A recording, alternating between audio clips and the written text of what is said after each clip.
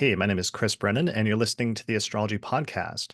Joining me today are astrologers Joe O'Neill and Kirah Tabourn, and we're going to be talking about Saturn and Aquarius and doing a retrospective of what it was like for people who had their Saturn return in Aquarius over the past few years between 2020 and 2023. So, hey, welcome, both of you. Hey. Hey, thanks for having us, Chris. Thank you for joining me today. And first, at the very top of this, I want to say congratulations on surviving both of your Saturn returns. You both have Saturn and Aquarius. And I know it's been like a year, so we're a little bit getting away from it now that we're in the thick of like Saturn in Pisces, but congratulations. Thank you. Feels good. Yeah, Saturn thank also you just so crossed much. my ascendant, so I'm like feel very graduated. Right. Yeah, that's Yeah. huge. Yeah, but it was interesting for me being a older astrologer now in my late, I'm 39 years old, but seeing a whole other, I'm Saturn and Scorpio, so I did mine a while back, like almost 10 years ago now. And it was interesting to see the next generation of astrologers kind of behind me at the next Saturn square after mine go through their Saturn returns over the past few years. And for some of you, like having an idea of like what that might be like going into it, but then obviously like seeing it and experiencing it is a much different thing. I think everybody realizes once you actually go through it. Yeah, definitely. Yeah, for sure. For sure. Yeah. So, all right. So in this episode, we're going to be talking a little bit about, we've done three of these so far. This will be the third one where Lisa Scheim and I have previously gone through at the end of once Saturn leaves a sign, we'll go through and talk about some of the different Saturn return stories that occurred over the past 3 years. And we did that with Sagittarius, we did that with Capricorn. Now we're going to do that with Aquarius. We're going to talk a little bit about some celebrity Saturn return stories and how those turned out over the past 3 years. We're going to talk about also some listener submissions where listeners of the Astrology Podcast over the past few months have sent in their stories about what happened during their Saturn return. We got a ton of submissions of those, so we're not going to be able to go through all of them, but I did want to highlight some of them and integrate them into the discussion to whatever extent we can, and then also just see what kind of conclusions we can draw, what we've learned from this entire process about what the Saturn return is about, as well as what Saturn transits in general about, as well as the Saturn placement. And it's always really illustrative each time we do this. And I feel like we learn a lot. So I think this will be a fun exercise to do again here today. I'm All excited. right. I've been looking forward to this for a while, so Yeah, well, and you and I did the Saturn Signs of Millennials episode that actually ties in very nicely with this one at this point, I think. yeah, that's true. Yeah. Yeah. All right. So, let me see.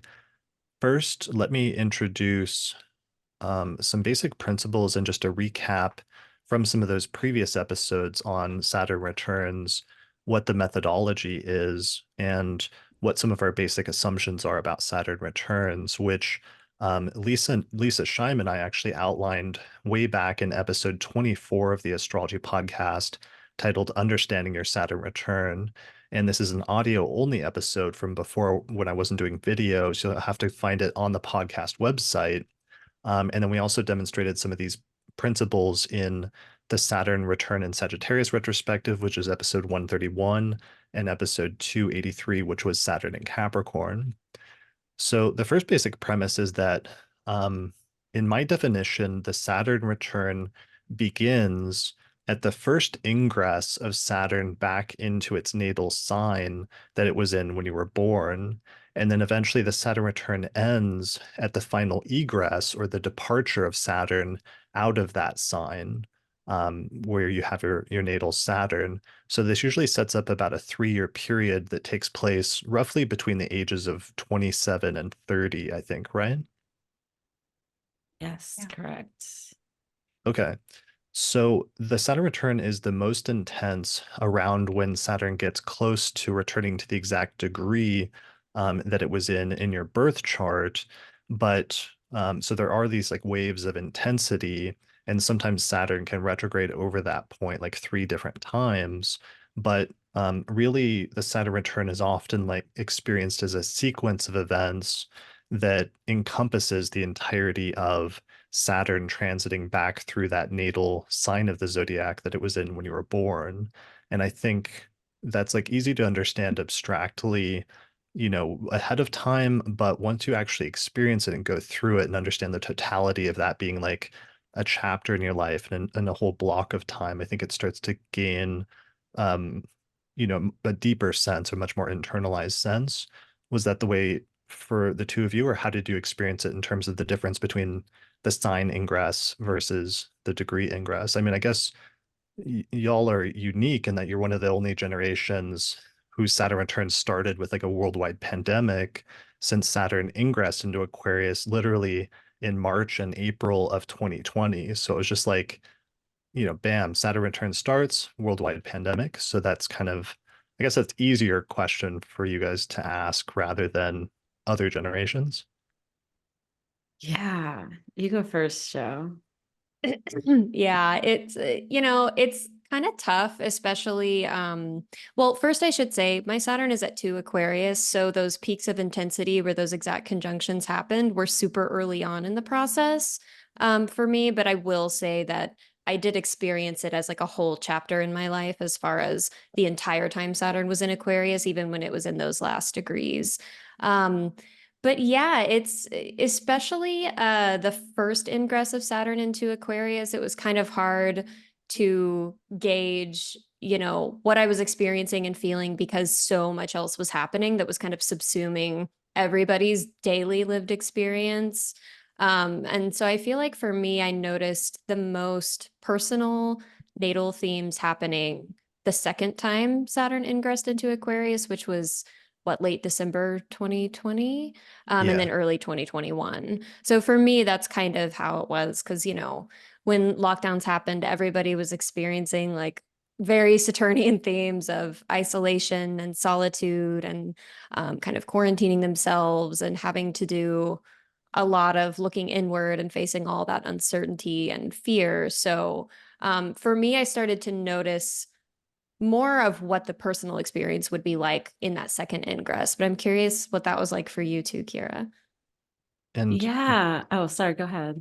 just really quick, that reminded me something about the dates, which is that so the time period we're talking about is March of 2020 until March of 2023. That's Saturn in Aquarius. But then Saturn did retrograde out of Aquarius for a bit in 2020, in like the summer of 2020. But then it came back into Aquarius in December of 2020. So that's probably important when people are thinking about their own chronologies as they're listening to this episode. Yeah. Yeah. I also have Saturn really early. I have it at 1 degree Aquarius. Joe and I are just a couple months apart. So yeah, I feel like that all of 2020 was very much a Saturn return experience in different ways.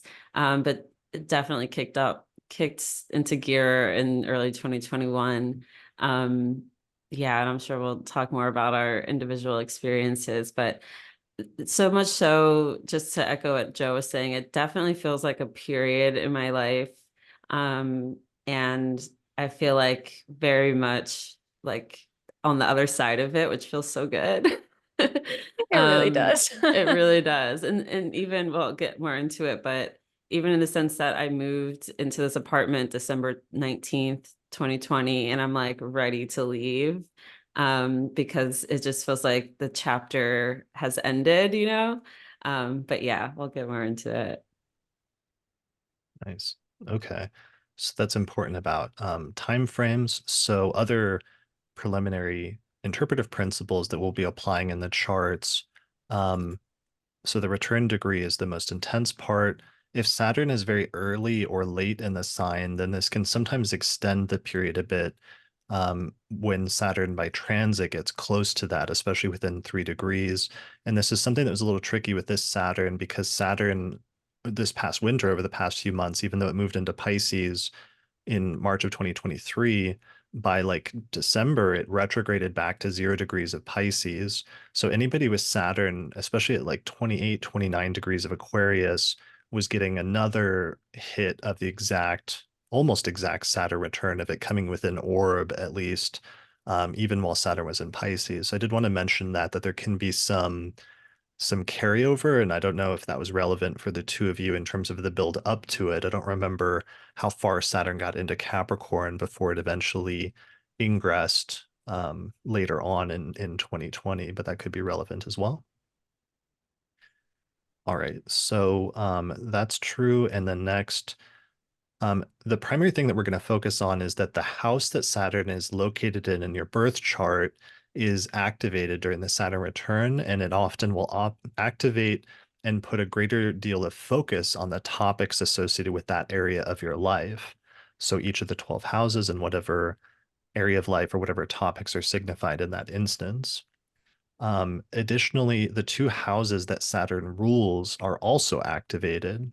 And this is something where we're going to see it not as clearly in this instance because Saturn, when it's in Aquarius, is in one of its own signs, but we will see some overlap where whatever it is that the second house that is ruled by Saturn, which is Capricorn, that topic of that house will also be activated or tend to be activated in a person's life.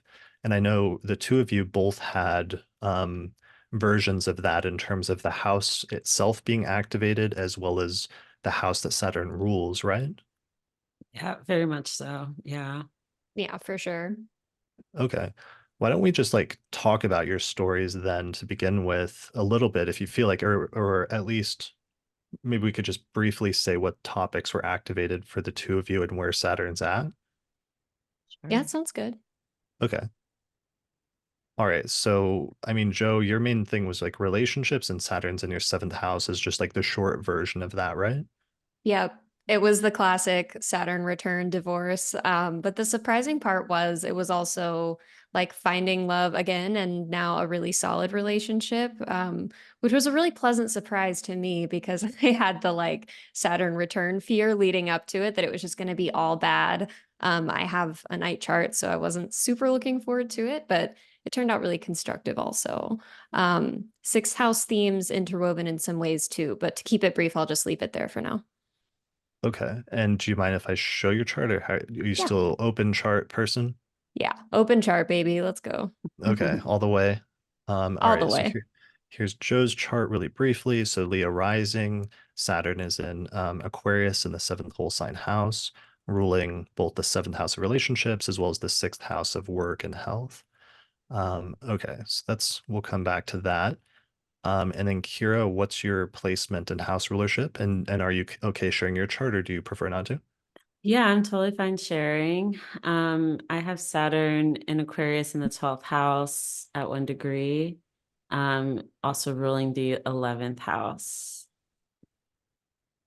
And what is the like short version of how those topics, either one or both of them, came up for you? Yeah, I think community was a huge topic. I literally started an online membership community called the 11th House in December of 2020. It was a lot about, but also the 12th house isolation, mental health themes were huge as well. I moved across the country by myself, started living by myself for the first time, working for myself for the first time. And yeah, it was a lot of that 12th house isolation, loneliness stuff as well. Yeah, isolation is both like a Saturn theme, but also like a 12th house theme majorly. And that's like a recurring one that actually came up, I think, in one or two examples as well. So it's interesting in terms of Saturn in the 12th house, and then also that you have it ruling the 11th house, so that there's almost a contradiction there because also at the same time, community and friends and groups and alliances coming out at the same time. Yeah, exactly. And especially in 2020, all of the like online connections that were happening, that felt like a really loud aspect of the like, yeah, Saturn return ruling the 11th. And yeah. Yeah, that was interesting in general of Saturn and Aquarius and how the world can be suddenly um, more isolated than it's ever been, due to the pandemic, but then also at the same time, people can be as connected as they were at that time, more than they've ever been through like social media and Zoom and everything else, and the sort of dualism of that. Yeah, exactly. It's really interesting. I think that's the interesting thing about a planet and its own sign is that you get those like double significations often, or those dual. Yeah.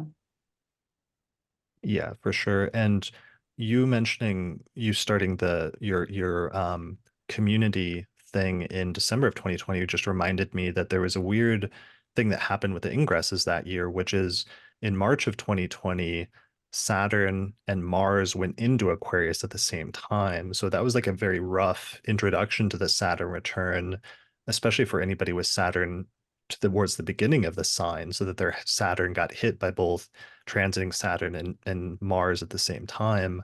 But then in December of 2020, Saturn went back into Aquarius, but Jupiter ingressed into that sign at the same time, which is a bit more positive in terms of how that went at that point. Yeah, it was definitely totally different vibe. I remember being so scared at the beginning when Saturn entered with Mars, like just so much fear. And yeah, definitely different towards there was a lot more hope at the end of the year. Yeah, Yeah, it was for sure. like there was a way forward somehow where it was just like so disorienting and like jarring the first time with Mars. I feel like that's also just a really unique um, feature of this Saturn and Aquarius transit in general. There were like the squares with Uranus as well, but those two ingresses being, Saturn being accompanied by like a malefic and then the greater benefic, there's just so much contrast. It's such an interesting Saturn return time for Saturn and Aquarius folks in general. Mhm. Yeah, and having a great conjunction, like a conjunction of Jupiter and Saturn in Aquarius that was like setting off an entire 200-year era then of Jupiter Saturn conjunctions in air signs for the next like 2 centuries. That was another like a momentous way to like start your Saturn return. Yeah, truly. I mean, I was trying to think about that and think like, wow, this is unique. There's no other generation that has that, which is true to some extent. But then I guess it's like other generations do probably have certain versions of that, maybe not quite as like obvious, but like Saturn in Gemini people back when like 9/11 happened, for example, and the way that that changed both things in the US as well as the world or different parts of the world, pretty quickly, sort of overnight, virtually. Or I don't know, maybe you have people like Saturn and Capricorn people from 1989 type time frames when like the Soviet Union sort of fell apart or when the Berlin Wall was falling or things like that. So that maybe there are sometimes like generational things that are happening that like lots of groups or generations are experiencing simultaneously. But yeah, I don't know if we've seen one quite like this in quite a while that was just that global. Mm. Yeah. It'll be interesting to see what happens when Saturn and Neptune go into Aries together, because Yeah. yeah, we don't have to talk about that yet. Yeah. Yeah, I've got my eye on some Saturn and Pisces Saturn return people that we'll mention towards the end of this. Okay, last things in terms of interpretive principles. Day chart the Saturn return tends to be a little bit easier if you were born with a day chart, whereas night charts sometimes can be a bit more challenging. This can be offset, though, by a number of other factors.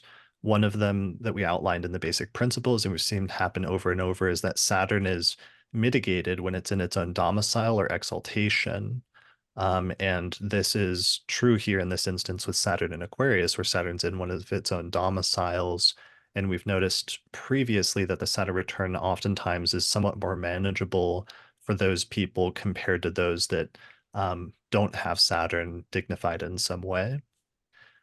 Let's see, mutual reception by domicile or having reception with its domicile lord is like the next best thing if you don't have that, but that's not relevant here. The next thing is Saturn is mitigated when it has aspects from benefics. This can be really helpful and it can offset whether the Saturn return is going to be experienced as a little bit more challenging or ultimately a little bit more constructive and successful. I have one really great example of that I'm going to give with Miley Cyrus, which I made a prediction about because her Saturn is just like amazingly placed in Aquarius in the 10th house of career. And I thought she was going to have really good Saturn return for career matters, and that turned out to be true. And she just won like a Grammy following a song that she released in her Saturn return. And she has Saturn. Actually, let me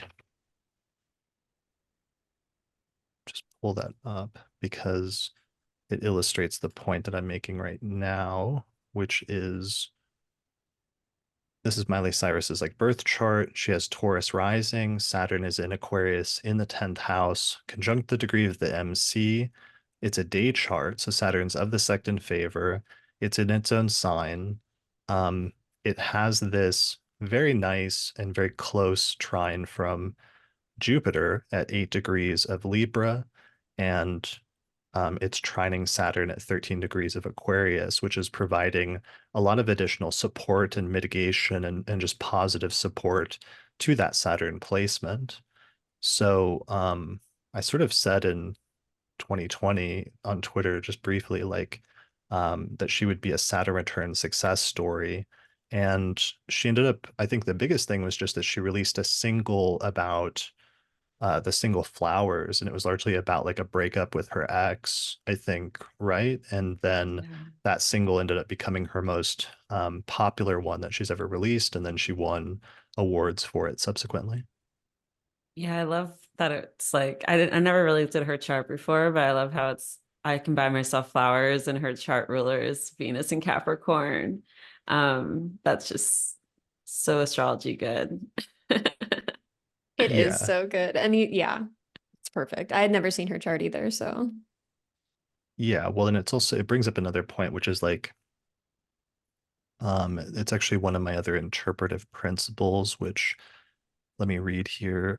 Sometimes the houses square or opposite to Saturn get activated, especially mainly if the native has planets that are getting aspected in those signs during the return. And this is true partially because the return closes one cycle of Saturn, 128-year cycle, and opens up a new one that has its most important turning points at the squares and opposition relative to the natal Saturn placement. So in her case, she has that Saturn up here, and Saturn was like closing one 28 to 30-year cycle in her life, but also opening a new one. And the important turning points of that, where it sets up a new cycle over the next 30 years, are going to be when Saturn makes its waxing square in the first house, its opposition in her fourth house, and eventually its waning square in her seventh house. But the fact that she has Saturn at 13 Aquarius squaring some planets in the seventh house naturally means that when Saturn goes into Aquarius, it's going to be squaring those planets and activating them at the same time during the course of the Saturn return. So as a result of that, sometimes the Saturn return starts bringing in other houses that Saturn is aspecting by a hard aspect because it's activating those other placements in the chart very strongly, which I realize starts like drawing in a lot of different houses at this point, but during the course of it, I think you do see, and I think during some of our examples, we'll see how that can be very relevant. Definitely relevant for mine and squaring all my Scorpio placements. Yeah, that was the worst part. Right. yeah. So Oh, your go ahead. Scorpio placements are in the ninth house, Kirah? Yeah, ninth house and lots of, I mean, I stopped teaching for 2 years. Yeah, it was a lot of ninth house stuff as well. Okay, so Saturn here in the 12th, and then it was like activating these Scorpio planets, and those are your only fixed planets. And that was actually one Mhm. that came up very strongly in the examples for some people. The two of you don't have it as closely, but there's some people with Saturn in mid to late Aquarius where it's squaring Pluto like much more closely. And I was seeing that come through very strongly in some of the examples that were submitted where people had a tight Saturn Pluto squares. It was really activating some major tensions between those two houses, and sometimes some real difficulties in whatever the Pluto house was. Yeah, it was loud. I feel like the squares are the worst part of the Saturn return. Hmm. Okay. So it was just you stopped teaching during that time. Was there any other ninth house stuff, or how would you? Um, yeah, I was just really depressed. It was just like Mm, a lot of like ninth house, 12th house, Saturn, and at the same time, the South Node was also there in the ninth. But I was really curious because I like learned to started learning astrology during my Saturn closing Saturn square when Saturn was in the ninth and the North Node was in my ninth. And so it was very much this like return and just feeling very lost and like not knowing what I wanted to do in astrology and if I wanted to continue doing astrology and very, yeah, like lots of doubts, lots of Saturnian doubts. got it. That makes sense. Yeah. Um, yeah. So, and Joe, did you see your aspects were activated as well? Yeah, for sure. I have the sun in Leo in the first and Jupiter also. So I got Saturn opposing the ruler of my ascendant, the ruler of my fifth and eighth. And just generally, I feel like the Saturn return themes. So, like, one of the first really big ones was my separation from my ex and my divorce, but it was also like a big interrogation of my self-concept, honestly. And just, I had been in that relationship for a really long time. I got married really young. So it was an 11-year marriage at the end of it, just like 2 weeks shy of 11 years. So it was like first time being on my own and first time like creating my own infrastructure for my life. And it just challenged a lot of ways that I thought about myself. I was also very depressed. And it was an interesting time too, because also professionally, things were going really well. I had given like my first professional talk on the 12th house. That's become really the foundation of my practice. And so it was like an interesting kind of like bifurcation where it was like my personal life was really, really difficult. And then like my online and professional life was like going really well. But yeah, the first house themes came through really strongly for me, for sure. Just a lot of doubt too, like you said, Kirah, kind of questioning like, how do I know like what's real or true about me and the situation and just having to like figure it out and navigate it was a big thing. Did your living situation change as a result of the split? Oh yeah. Yeah. Okay.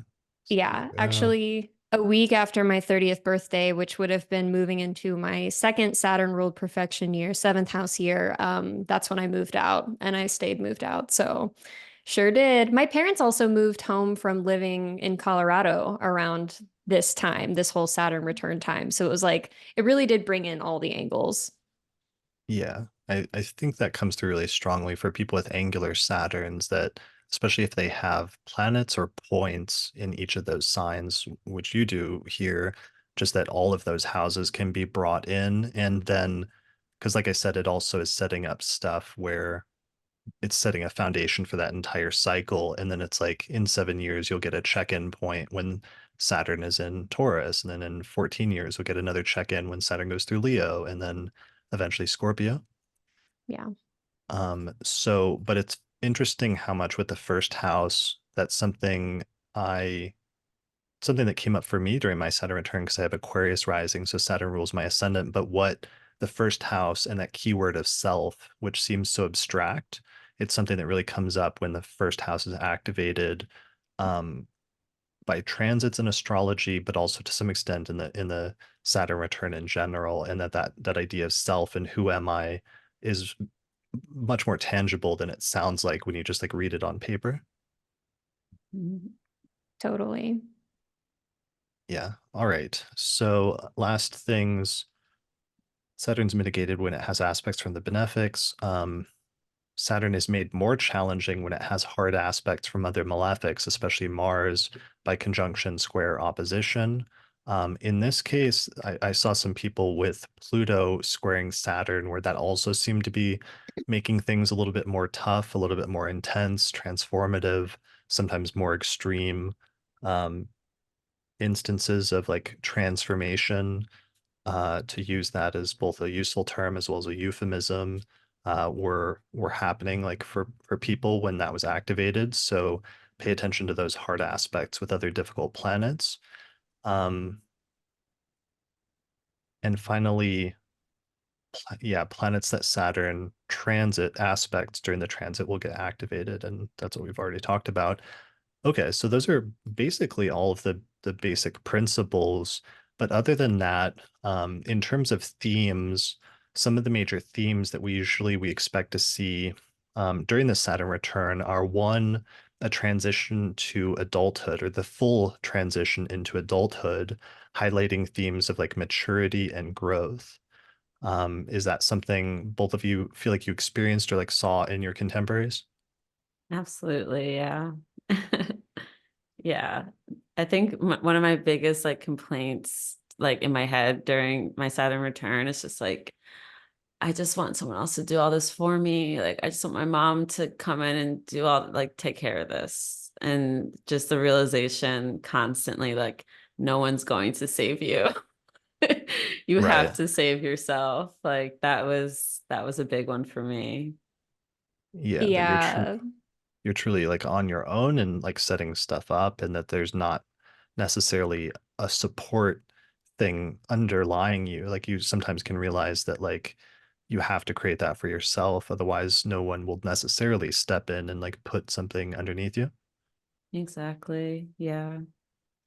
Yeah, hard relate to the feeling of like wishing someone would kind of like come help you with all this or kind of save you from it and just like that that moment where it like it feels like your feet finally hitting the ground for the first time. Like there's the gravity and the weight and like you realize it's a long path, but like there really isn't anyone to save you but you. And like that too is kind of an abstract concept that I feel like I knew about the maturity themes and the kind of fully transitioning into adulthood themes before my Saturn return, but like having that experience it made it so much more tangible and substantial. But I will say, just like when you do something hard, like if you start lifting weights or something, like you start to see your strength grow and you're like, oh, this is what like capacity feels like. This is what a boundary like actually feels like and how it actually works. And it just takes like the work to do it. And Saturn kind of spares no one in that regard, but worth it though. Yeah, definitely. Yeah, that's a great analogy because because Saturn goes retrograde a bunch of times during the course of going through your natal Saturn sign over that 3 year period. And it's almost like those retrogrades are like the reps of, lifting the weight each time. And each time you get like a little bit better at doing the parts that are manageable. Because obviously there's certain parts of the Saturn return where you run into a wall where it just says like you can't proceed further, like this door has to close, and others will be opened, but at least for this one that's it. But there are some themes, especially when it comes to some of the adulthood and like maturity themes, that do seem like they're a muscle that you're strengthening over the course of that 3 year period. Yeah, I always describe it to my clients like a stress test, like when they have those like they plant new baby trees and they have them kind of held up by those little ropes at first. I always say it's like you're taking those ropes off and it's like the first couple storms and you have to like, weather these storms in order to get stronger. Yeah, I like the muscle analogy a lot. That's good. I like that. That's a really good analogy. I like the tree analogy.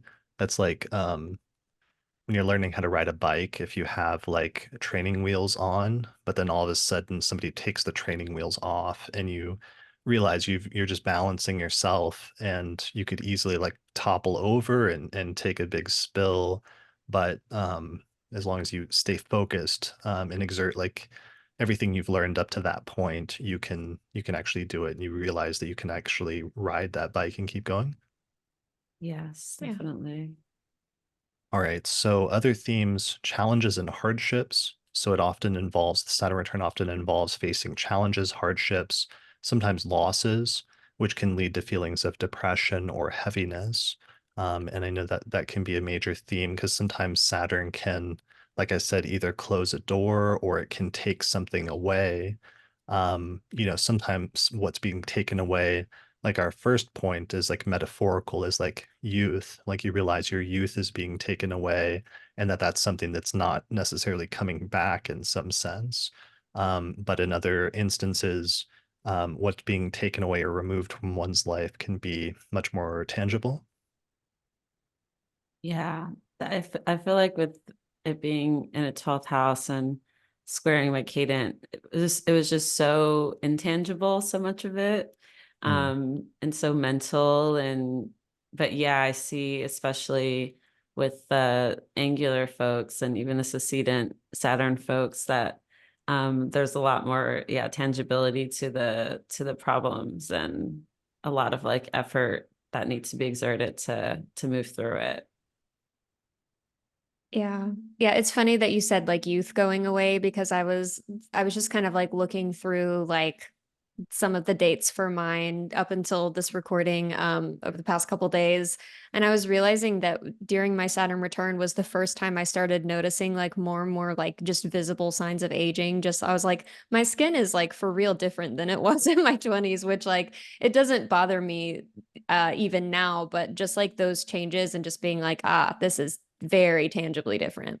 Yes. Like I have more fine lines and stuff, and like my body doesn't work or recover in the same way as it used to.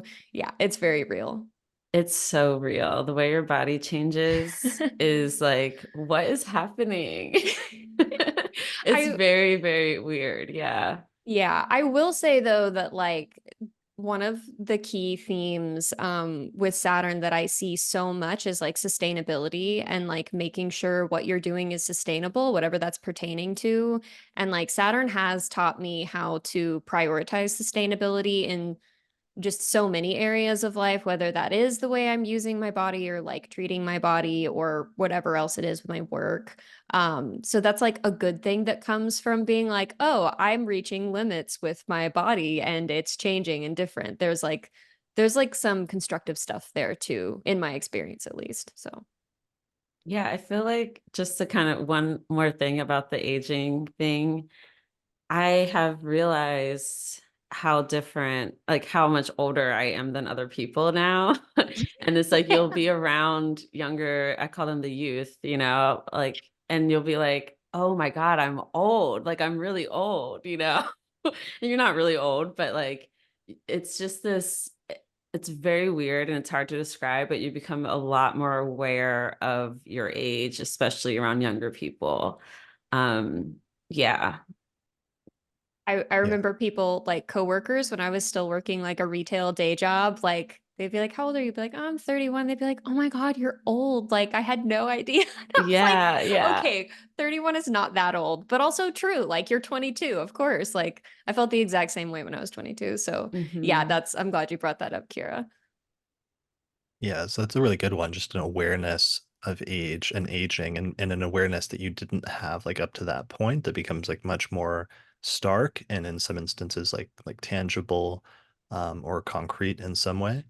I famously like started losing my hair during my Saturn return, which is my funny first like house aging thing as a parallel with yours. Um, I chopped all right, mine off when Saturn squared my sun. Yeah. nice. That's I perfect. also chopped my hair during my Saturn return, actually, just Oh, not as here short we as you guys. Yeah, well, you did it pretty short. Like on some of the previous episodes, I Hmm. know there was like one of them that you're on. That's interesting. Maybe that's a theme that we didn't previously know about. Maybe like chopping off hair is a Saturn return theme that Maybe it's because requires, we all have fixed suns, though, and it's like aspected our suns. True. That's very yeah, true. yeah, that could make sense. Okay. All right. So next, testing limits. This period is marked by testing and understanding one's limits, both personally and in a broader context in life. That can also be in terms of boundaries. That's basically what Joe just said.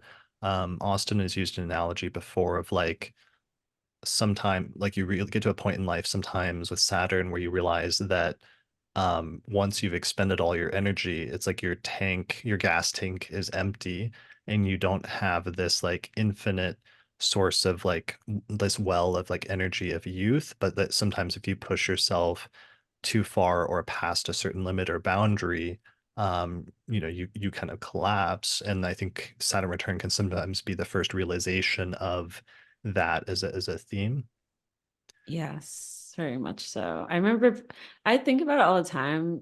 like people used to be like, Kirah, how do you do so much? And I'm like, I don't know, I just do.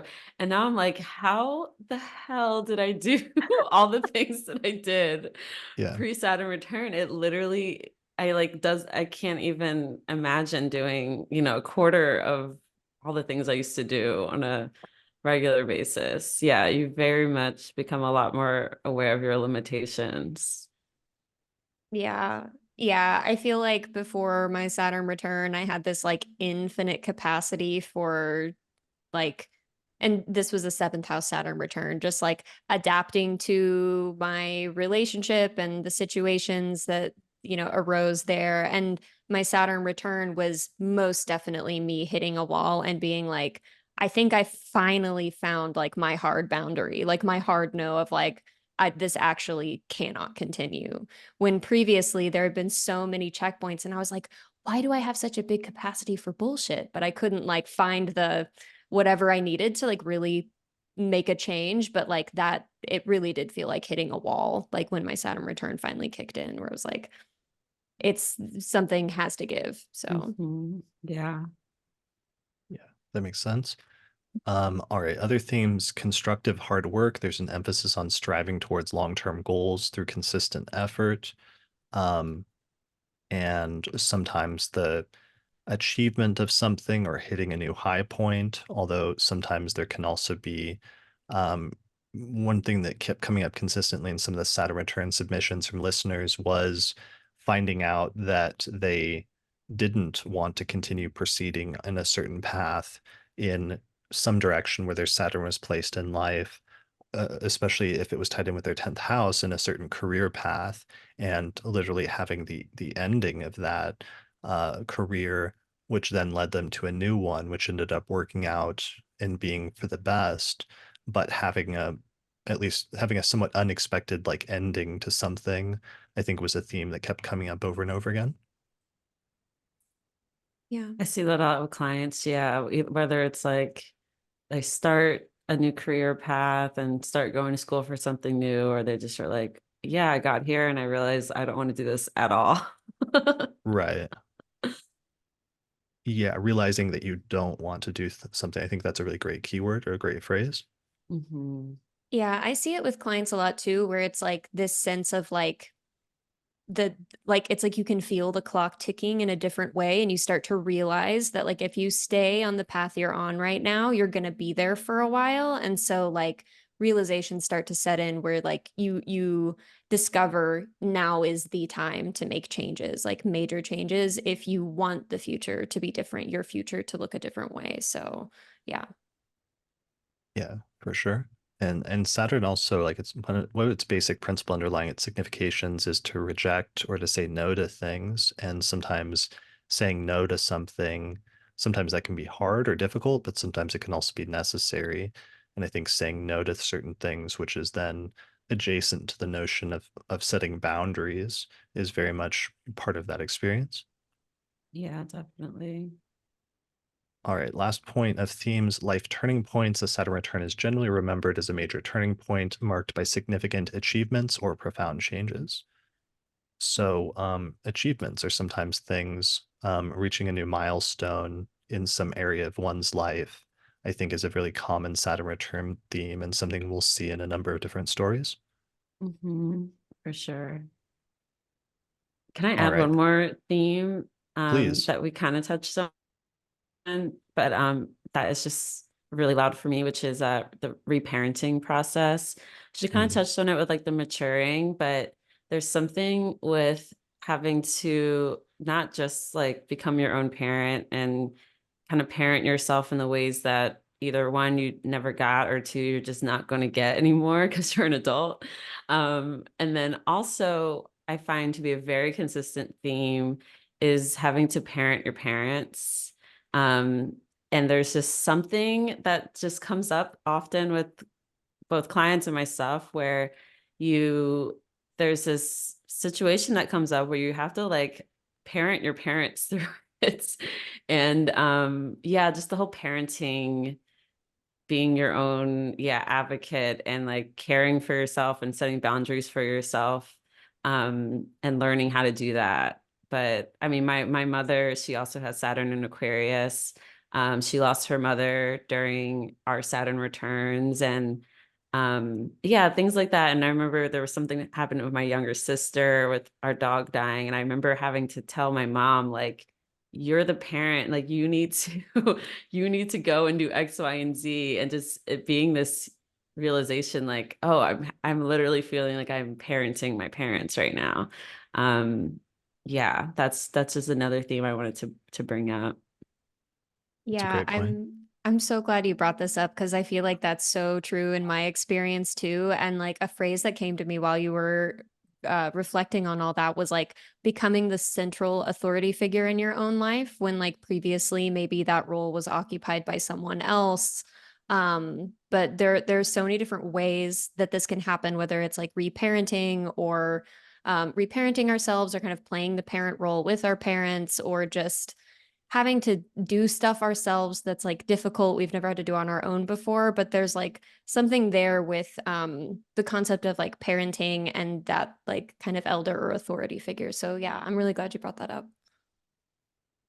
Yeah, that's a great one. And also just you hitting that stage in life in your late 20s and early 30s where you realize you're, for a lot of people, you're like at the age roughly when your parents, were raising you, and then realizing like, oh my God, like how are they raising me at this age? Like I don't feel like I could be doing that. Or in some instances, some people are raising children, but just it gives you a lot of perspective, like hitting that age where you came into your parents' life in some instances, and then wrestling with having a sudden realization of, oh, when they were raising me, like they didn't have all the answers. They didn't necessarily know what was going on. They were just as sort of like struggling to establish some of these themes that I'm struggling with now as I am now. And that gives you a much different perspective on your parents, I think, than you have growing up to some extent. Yeah, for Definitely. sure. All right. Are there any other themes like that that are good, like core Saturn return themes that I'm forgetting, or either that are like standard Uh, ones and or that came up for either of you? Back problems. Back, yeah, Back problems. I don't know. There's just that's another consistent one I've seen, especially with the Saturn and domicile folks. I'm having it now with Saturn on my ascendant, but it definitely, yeah, just like I think it just comes with aging, the body stuff we talked about. But in particular, back and teeth problems. Luckily, I have Saturn privilege in that way, but a lot of people go through teeth and dental problems as well. I feel like that makes sense with Saturn ruling the bones. It's just like your bones just have a hard time, man. Like whether it's like your back or your teeth or whatever. Yeah, you start creaking. Oh yeah. yeah, yeah. Back and or bones and teeth are two huge Saturn themes, and because it also brings up another point, which is just if you haven't taken care of yourself up to that point, then it starts to show, and you start to like pay for it.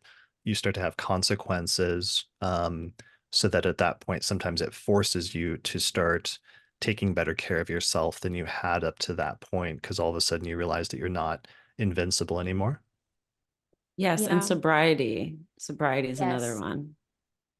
Yeah, which is really interesting. And that came up in several different stories that were submitted because, Saturn normally metaphorically is like considered to be a sober type of planet in like in the sense of like not being carefree or something that or being restrained or something. But sobriety also in a more tangible sense of that we usually talk about it in terms of not using drugs or alcohol or other things like that is also a really common Saturn return theme.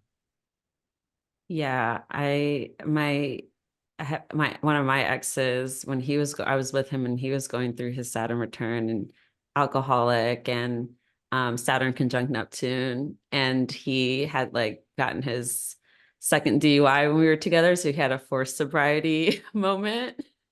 And I remember, and yeah, this was like a whole thing, but I just remember being like, yep.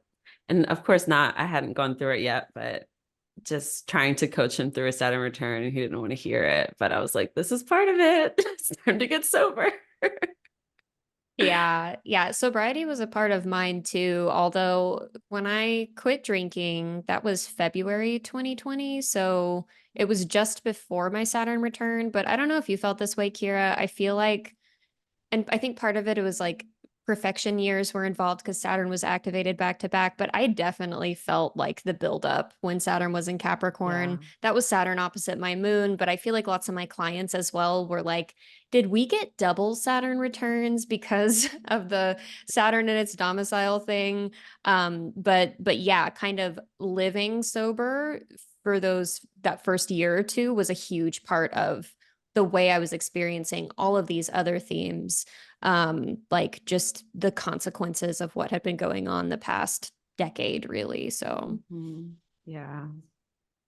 Which is so amazing because on the one hand, Saturn is supposed to be about like hard reality and like facing reality, as opposed to, let's say, like Neptune, which is more like dealing with illusory things broadly, metaphorically.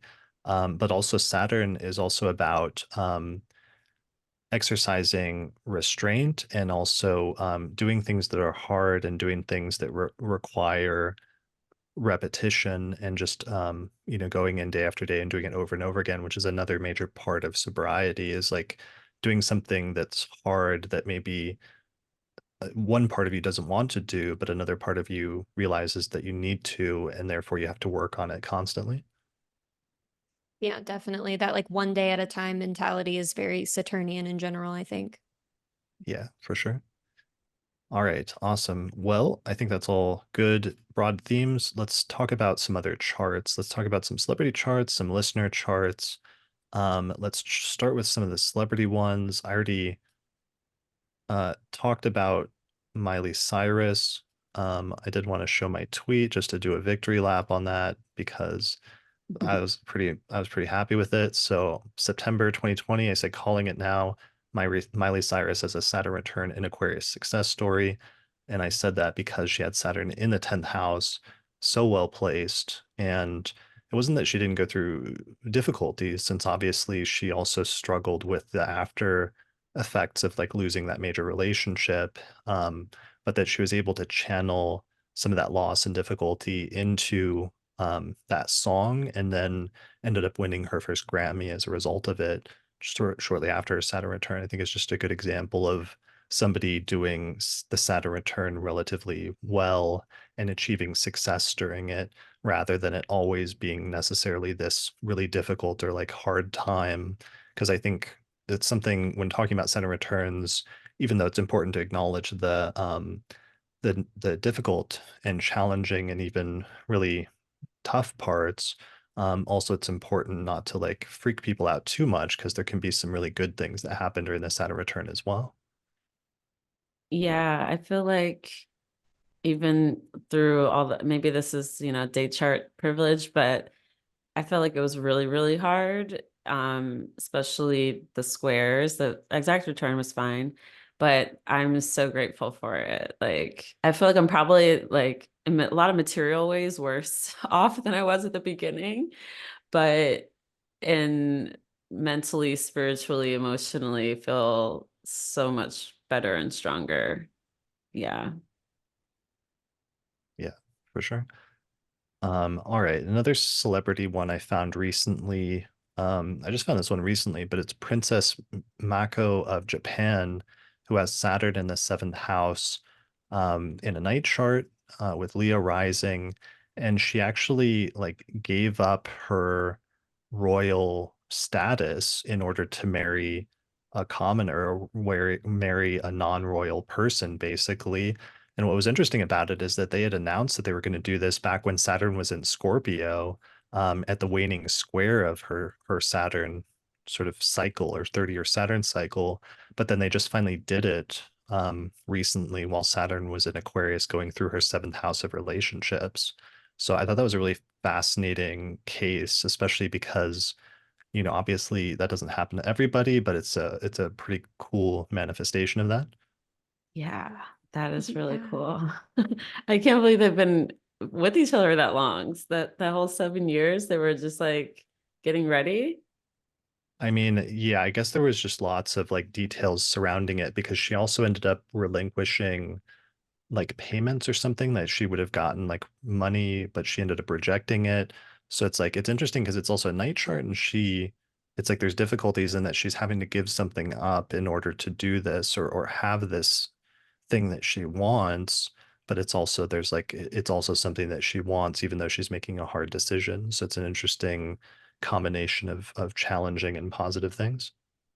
Yeah, especially with that exalted moon right on the midheaven, like square Saturn, opposite Mars. Like there are so many interesting things about this chart. Like the like sacrificing your status for a relationship is like the most Saturn overcoming the exalted moon in a square thing that I've ever heard. Totally. Yeah. And Totally. then looking at her benefics, like in Virgo, it's like, yeah, she has these like fallen planets on top of all these very domiciled, exalted planets. And I mean, night chart, the Venus one's out, she did it for love. It's romantic, honestly. Yeah. Wow, I'm obsessed with this chart. Thank you, Chris. Yeah. Yeah, I was really happy to have found that. Other ones really quickly to run through. Elvis, I recently discovered, had Saturn and Aquarius in the third house of siblings in a night chart. Weirdly, he had a twin who was born 35 minutes before him, but it died. It was actually a stillborn Mm. child. So just in terms of his natal chart, that's interesting. Saturn in the third in the night chart, and he lost a sibling like at birth. But also recently, those biopics of Elvis came out, especially the main one that happened like a year or two ago during his Saturn return. And I thought that was really interesting, and I'll probably come back to that and expand on it more in an episode I'm working on like posthumous astrology, which is that our charts continue to work and operate even after we die, as long as the memory of us is still like echoing in time. That's gonna be cool. That'll be a cool episode. Yeah. All right. I have another one, Saturn and Aquarius return I saw that was really cool, and it's less connected to the house placement, but it was Conan O'Brien, who's like the famous talk show host that I kind of grew up watching. And his story initially was sad because like over what, a decade ago or 15 years ago now, he like got the Tonight Show, which is like the biggest talk show at the time on like television.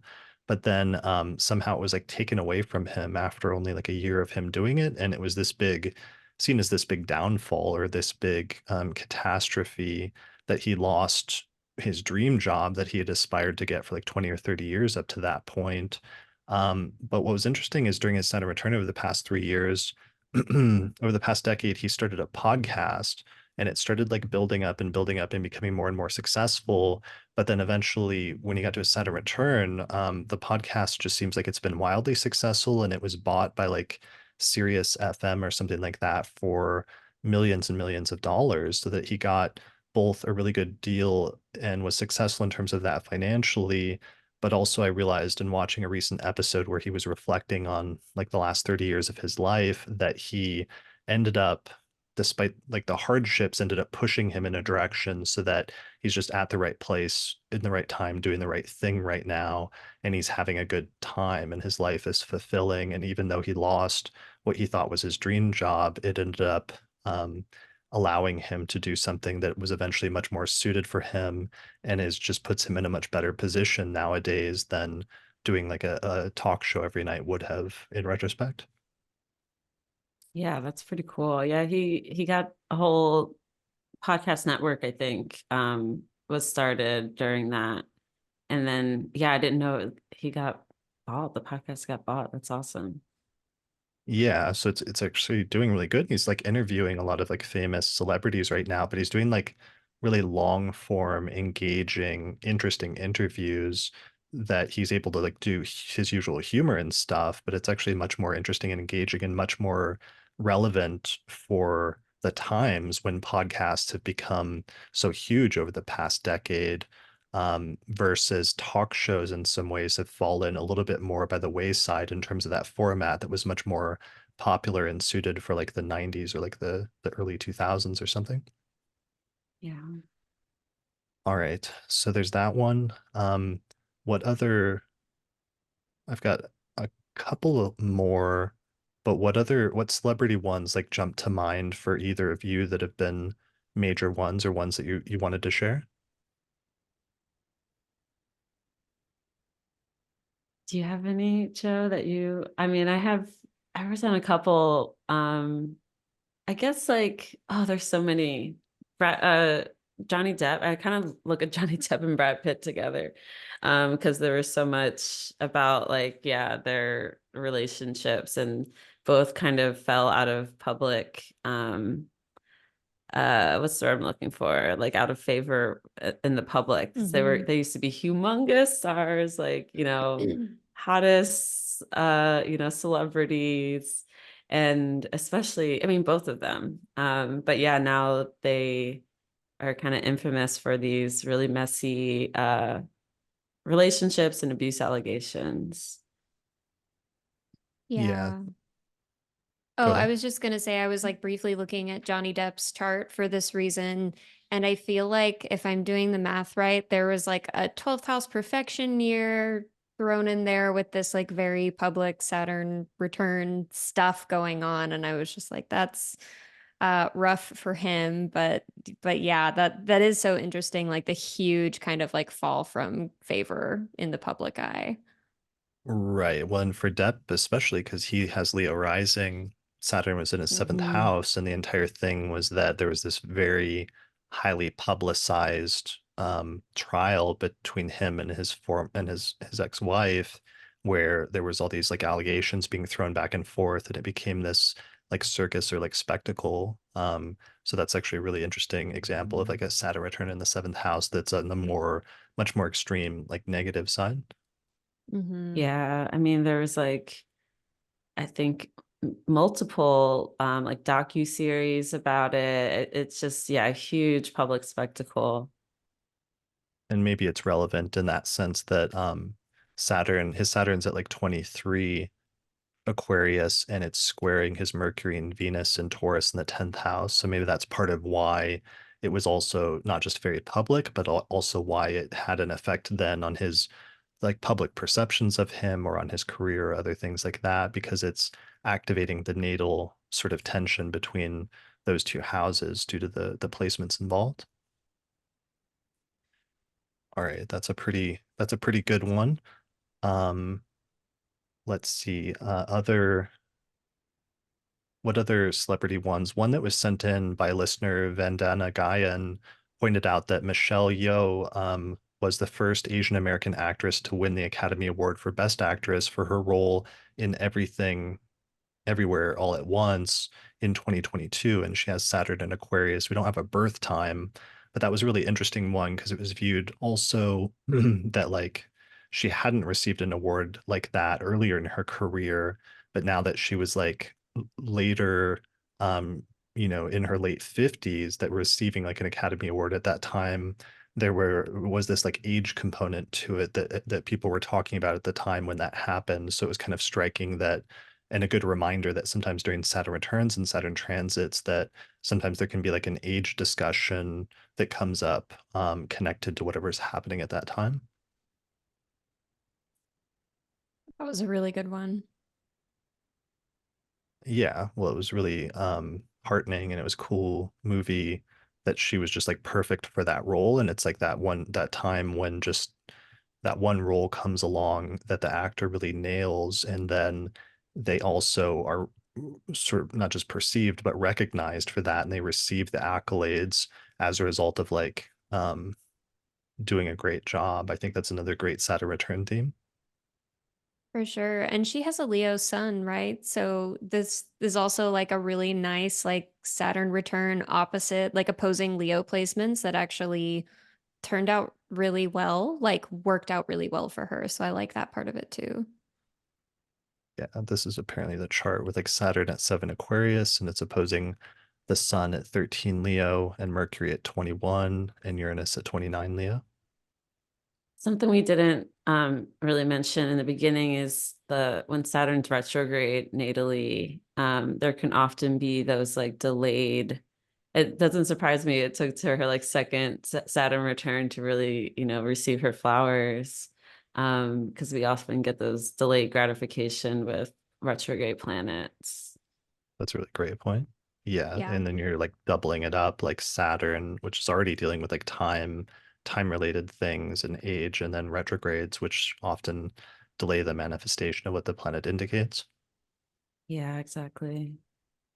Good point. Um, let's see. The only other one, Vandana also submitted Tom Cruise, saying that Top Gun Maverick was released in 2022 and premiered at the Cannes Film Festival, where he earned an honorary Palme d'Or, and the film earned over $1 billion, which is the highest grossing film of his career, which is also kind of interesting because it was like a throwback to like over 30 years earlier to the first Top Gun movie, which was in like the late 80s or early 90s. Yeah, I did that's a not know good it did one. that well, honestly. I haven't seen it, but that's great for Tom Cruise. Very Saturn return of him.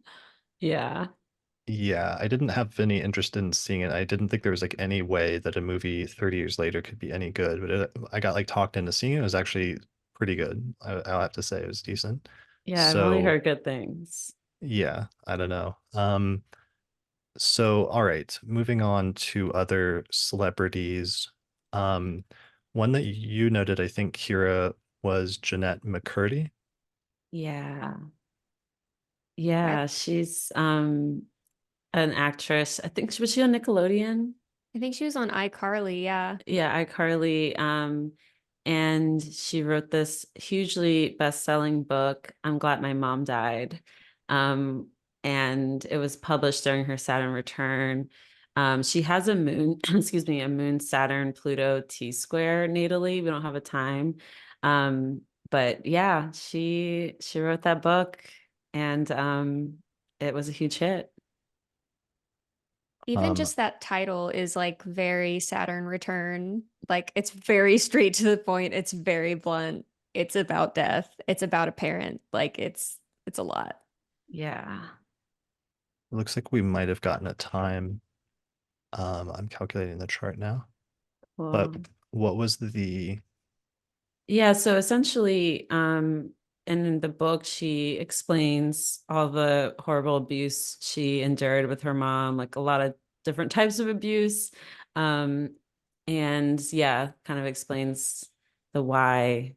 Um, I didn't read the book, but I just remember a lot of discussion around it. I just checking, but yeah, there's Astro Databank is saying birth certificate in hand, so I think this is correct. And if it is, she has Leo rising. Saturn's at 17 degrees of Aquarius, and just this is one of the first examples then of what I was talking about earlier. Look how close that Saturn Pluto square is, where Saturn's at 17 Aquarius and it's closely squaring Pluto at 20 degrees of Scorpio, which is in her fourth house. And you were just saying part of the premise of that book was she was like talking very openly about the abuse she received from her mother basically growing up.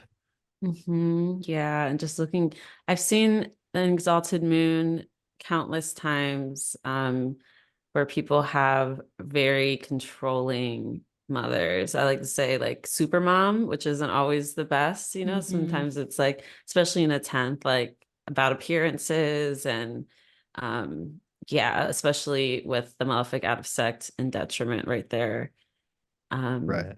For the involved in all audio, that. for the audio listeners, the moon's at 14 Taurus and it's conjunct Mars at 8 Taurus, and they're both in the 10th house. Yeah, and Yeah. ruling the sun, Venus, and Mercury in the 12th from the 10th, like that has extremely like what comes to mind is like dance mom, but or like theater mom, like acting mom stuff. Like, and I, from what I understand from her story, I haven't read the book either, but there was a lot of like kind of being forced to act and like ending up being the breadwinner for the family and like lots of being pushed by her mother and things like that. That's a really interesting exalted moon kind of manifestation, square Saturn. Yeah, very malefic Yep. moon. Yep. Malefic exalted. Oof, that's tough. That's a tough combo. It's interesting with the interchange between the 12th and the 10th as well, because the 12th is generally about loss, but it's connected here with the 10th house of career. And that's a super literal manifestation, though. She's like, her title of her book is literally, I'm Glad My Mom Died. That's also I think speaks to that a little bit as well. Yeah, definitely. Um, I'm just reading a synopsis, but it said in the book that the abuse included emotional manipulation, controlling behavior, and forcing an acting career upon her, um, as well as child stardom and the psychological toll of that, that's an interesting Saturn theme of, because, kids that act sometimes being forced to like grow up or be adult like way before they're ready to. Yeah, that's a big one. Yeah. All right. So that's a good one. Let's see other ones. What was the Michelle Obama one? She has Saturn in Aquarius. Yeah, she just, I don't know, it's kind of boring. She just had a lot going on during her Saturn return. She like was involved in documentaries and different podcasts, and she wrote another book, and yeah, she got a lot of awards throughout that time. But yeah, kind of boring. I don't know. Yeah, we don't have a birth time for her, so we don't necessarily know what house it is. Yeah. And then you had Jeff Bezos here, uh, Hmm. who also has Saturn in Aquarius. Yeah, he had a divorce. I don't remember if it was, I think it was during Saturn return, Yeah. but more notably, he just, well, his wealth just, you know, he gained so much wealth during his Saturn return. And he's of course an Aquarius, or sorry, Capricorn sun. I remember a lot of this started kicking off when Pluto came to his sun. And yeah, there he's just gained massive amounts of wealth um during that time. I'm just pulling up the chart and it looks like he also has a Venus Saturn conjunction. So that's an interesting, Mm. this is just a like a noon chart. It's not timed, so we don't know the houses, but Saturn's at 21 Aquarius and Venus at 24. So that's an interesting point in terms of just sometimes whatever planet Saturn is with will also get activated as well. And it's activating those aspects in combination. So sometimes whatever the general meaning of a combination is can be what that's about. And oh yeah, that right, because his story was like he and his wife separated and he got together with somebody new, but then his wife did something because she then had billions of dollars from I stock think from he Amazon. cheated. Yeah, I think Okay. he cheated, and there was she had proof, which is why, she had such a crazy huge divorce settlement. And yeah, now she's like known for her philanthropy. I Yeah, always want to say philanthropy. Philanthropy. that's what I was gonna Um, say, because she then yeah. donated just like a ton of money to charities and stuff. She gave away like a lot of what she took from the divorce. Exactly. Love that. Yeah, it's interesting, pretty cool. All right, so I think that might be good. You mentioned Jon Stewart, so he's Saturn in Aquarius. Yes. He returned to hosting because he had stopped after a long time. He started the show The Problem with Jon Stewart in 2022. It was canceled after 2 seasons, a year later in October of 2023, because Apple executives didn't like how he was covering AI and China. And now he's returning to be a guest host on The Daily Show, which is kind of cool. Yeah, that's super interesting that he had that setback because it looked like that was going to be his new thing was that Apple show. But Mhm. then it got canceled because of yeah, what things he was saying about China and about AI. And now as a result of that, it like closed that door. But now as a result of that, he's suddenly coming back to where he started and hosting the Daily Show during an election year, when he potentially has the potential to like influence the discourse surrounding the election and around Biden and Trump and everything else. So it's interesting how that probably something that he really did not experience well during his Saturn return, having those sort of restrictions of what he could say imposed on him, and therefore deciding to leave that, then ending up inadvertently opening up a new door, which could end up putting him in a much more influential place than he would have been otherwise. Yeah, absolutely. All right, cool. All right, well, I think that's all the major celebrity charts that You don't we want to talk about had. Pete Davidson? I mean, if you want to, that is definitely his love life is definitely one of the most important news events of the last 3 years. It's not Um, important. It's just that yeah, that whole time during when he was dating Kim Kardashian and he was very, very, he became super popular because everyone's like, why is he getting all the hottest girls, all the right. hottest celebrities? Um, there's reasons. And then, yeah, that just during that, and he went to rehab for a few times during that as well. So yeah, that was just a random little one that I thought was funny to include. Yeah, it was super funny. I just pulled up his chart. We don't have a time chart, but it looks like he has Saturn at like 23 Aquarius, and it's like he has a huge Scorpio stellium, so it's squaring all of that, which includes Jupiter, Mercury, Venus, Sun, and Pluto.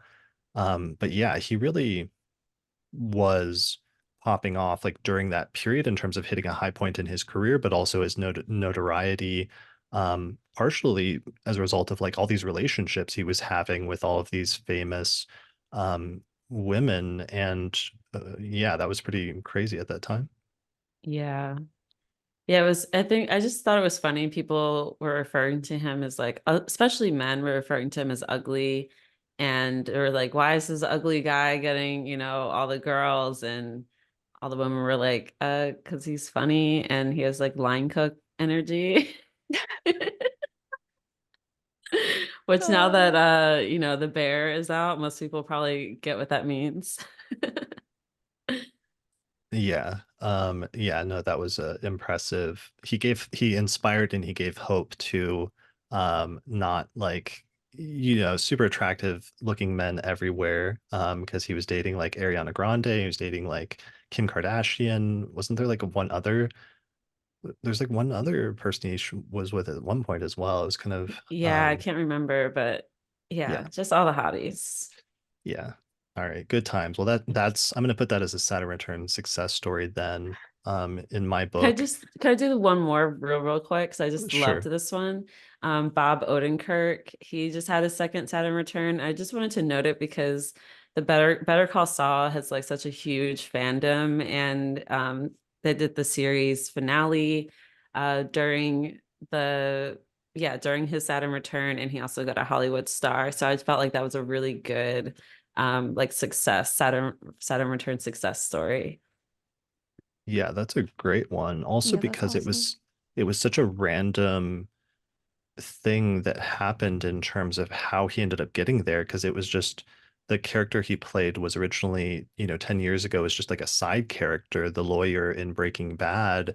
But then the fact that it was so popular that they were able to spin it off into this whole separate series, which itself became very popular, was pretty impressive and pretty surprising. And that some of that culminated during his Saturn return. Yeah, exactly. Yeah, I just thought that was so cool because coming from Breaking Bad, I don't even know if he was supposed to be on for that long. I think he was just supposed to be like a side character, and he was just so great. And yeah, now he's a Hollywood star. Yeah, for sure. That's a good one. All right, cool. Well, let's take a little bit of a break and then let's come back and look at some listener submissions. Cool. If you appreciate the work I'm doing here on the podcast and you'd like to find a way to support it, then consider becoming a patron through my page on patreon.com. In exchange, you'll get access to some great subscriber benefits, including early access to new episodes, the ability to attend the live recording of the forecast each month, our monthly auspicious elections podcast, which is only available to patrons, a whole exclusive podcast series called the Casual Astrology Podcast, or you can even get your name listed in the credits. You can find out more information at patreon.com/astrologypodcast. All right, so we're back from break. Before we move on from the celebrity section, I just wanted to mention a couple of reflections from past ones. It's been interesting after we do these Saturn return retrospectives, how continuing to see how people's stories play out in retrospect with some of the different celebrities we talked about in different episodes.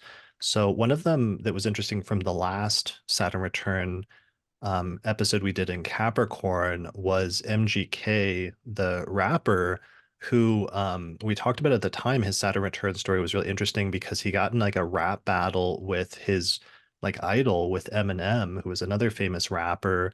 And the two of them released like diss tracks against each other, and it was very divisive. But what's interesting is that after that happened over the past 2 years, he seems to have like made a career switch, and he's sort of not focusing on rap as much, but instead he's focusing on doing this sort of like pop punk sort of thing he's been doing for the past few years, which he's been actually having success at, and maybe has become more successful in that area. But it was interesting because it ended up then being his Saturn return ended up being almost like closing one door in his life and opening another.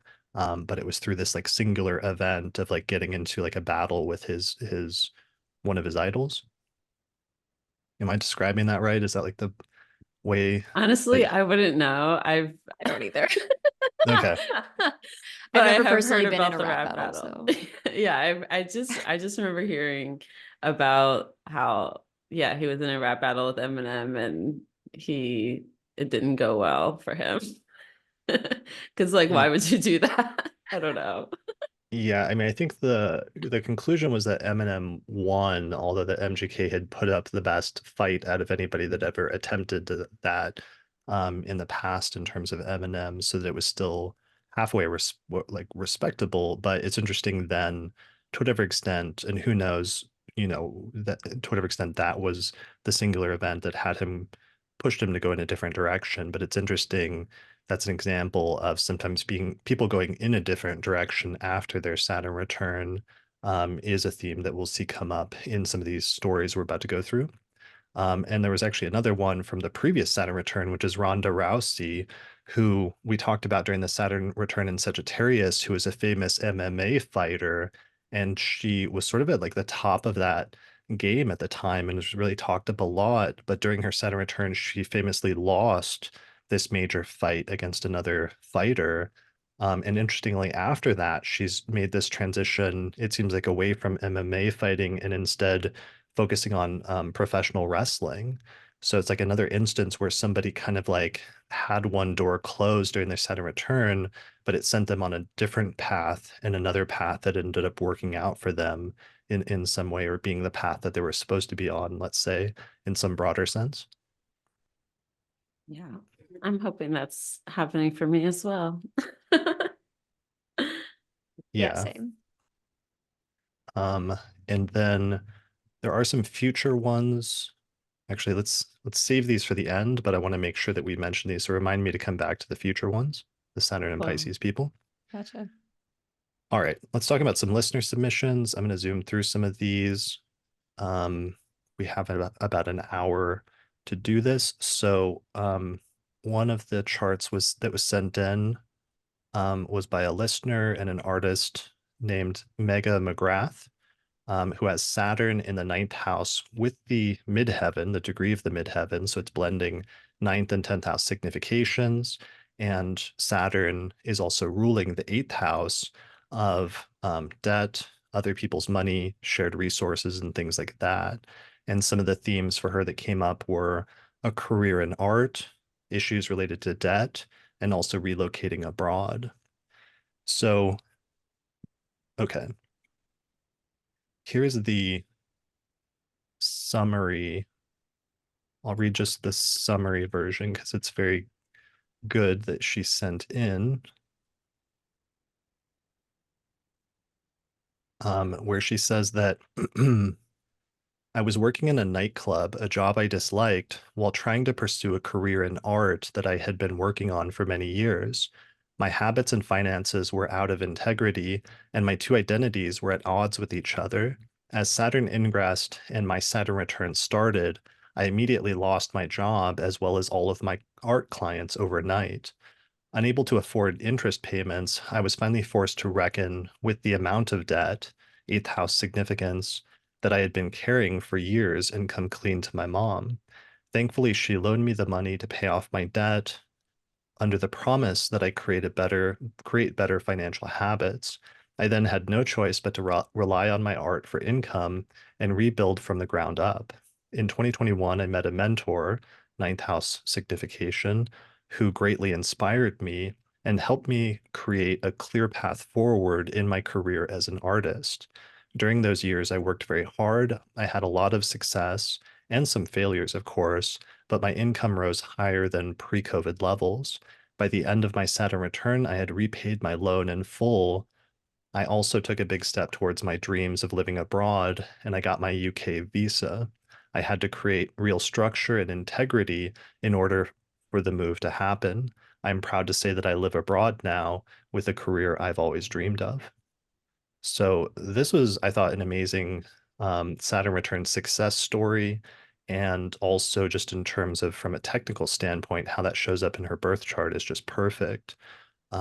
So, we can see the blending here of the eighth house, which Saturn rules, and some of the issues surrounding money and debt, as well as, loans from other people, and getting one's financial stuff under control. We can see some of the ninth house things, which involve foreign countries, foreign travel, eventually relocation, but also mentorship or having a teacher who like teaches and guides you is also a very ninth house theme.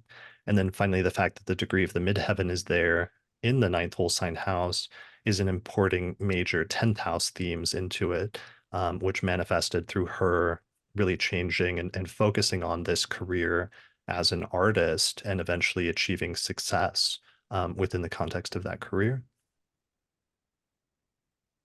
Yeah, there are so many good things and interesting things about this chart and the way it's all working together. I'm looking at too the moon here at 28 Cancer. The part of fortune happens to be there too, but that would have meant that, especially as Saturn crossed back and forth between Aquarius and Capricorn, this was also a second house moon transit as well, where it's like a strong moon opposing a strong Saturn. And those financial themes being really carried forward into the overall Saturn return story, which did involve like really confronting the debt, but then like creating a structure to pay all that off and like be able to kind of start fresh after that. I think that's a really interesting combination there with the moon. That's a great point. Because that would have been especially the case during the course of 2020 when Saturn first dipped into Aquarius, and hit her Saturn, but then retrograded out that summer and went back into Capricorn where it would have opposed the moon. Yeah. Yeah, definitely. And I'm thinking too a little bit about perfection years, which the only way I can do this math is because this person's born the same year as me.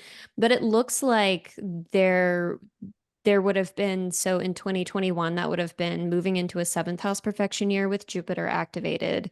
And then following that in 2022, that would have been the start of the back-to-back Saturn ruled years.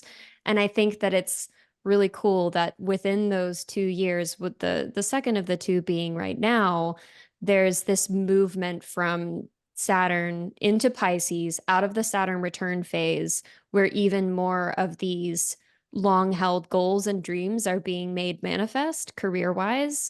It's bringing in that whole sign 10th house and continuing those Saturn ruled midheaven in the ninth themes as well. So that's pretty neat too. That's a super great point. So taking into account what sign or what house Saturn goes into, like right after the Saturn return, as being relevant and being like the first step, in that new cycle of where things head from there. Yeah. I think it's really interesting that they lost their job right around the Saturn ingress when Saturn was trying their Mars. Mars at 2 degrees Libra, which rules the sixth house, which is kind of what I would assume that like sort of day job that they had would go in. And I often think about trines as like freeing. They're of the nature of Jupiter, and they have this like lubricant effect. And so it's interesting how Saturn kind of came in with like a no, a denial, but that it had this liberating, freeing effect of getting them out of this job that they would probably have not, left otherwise. and kind of had to help. Yeah, didn't have anything else to hold on to.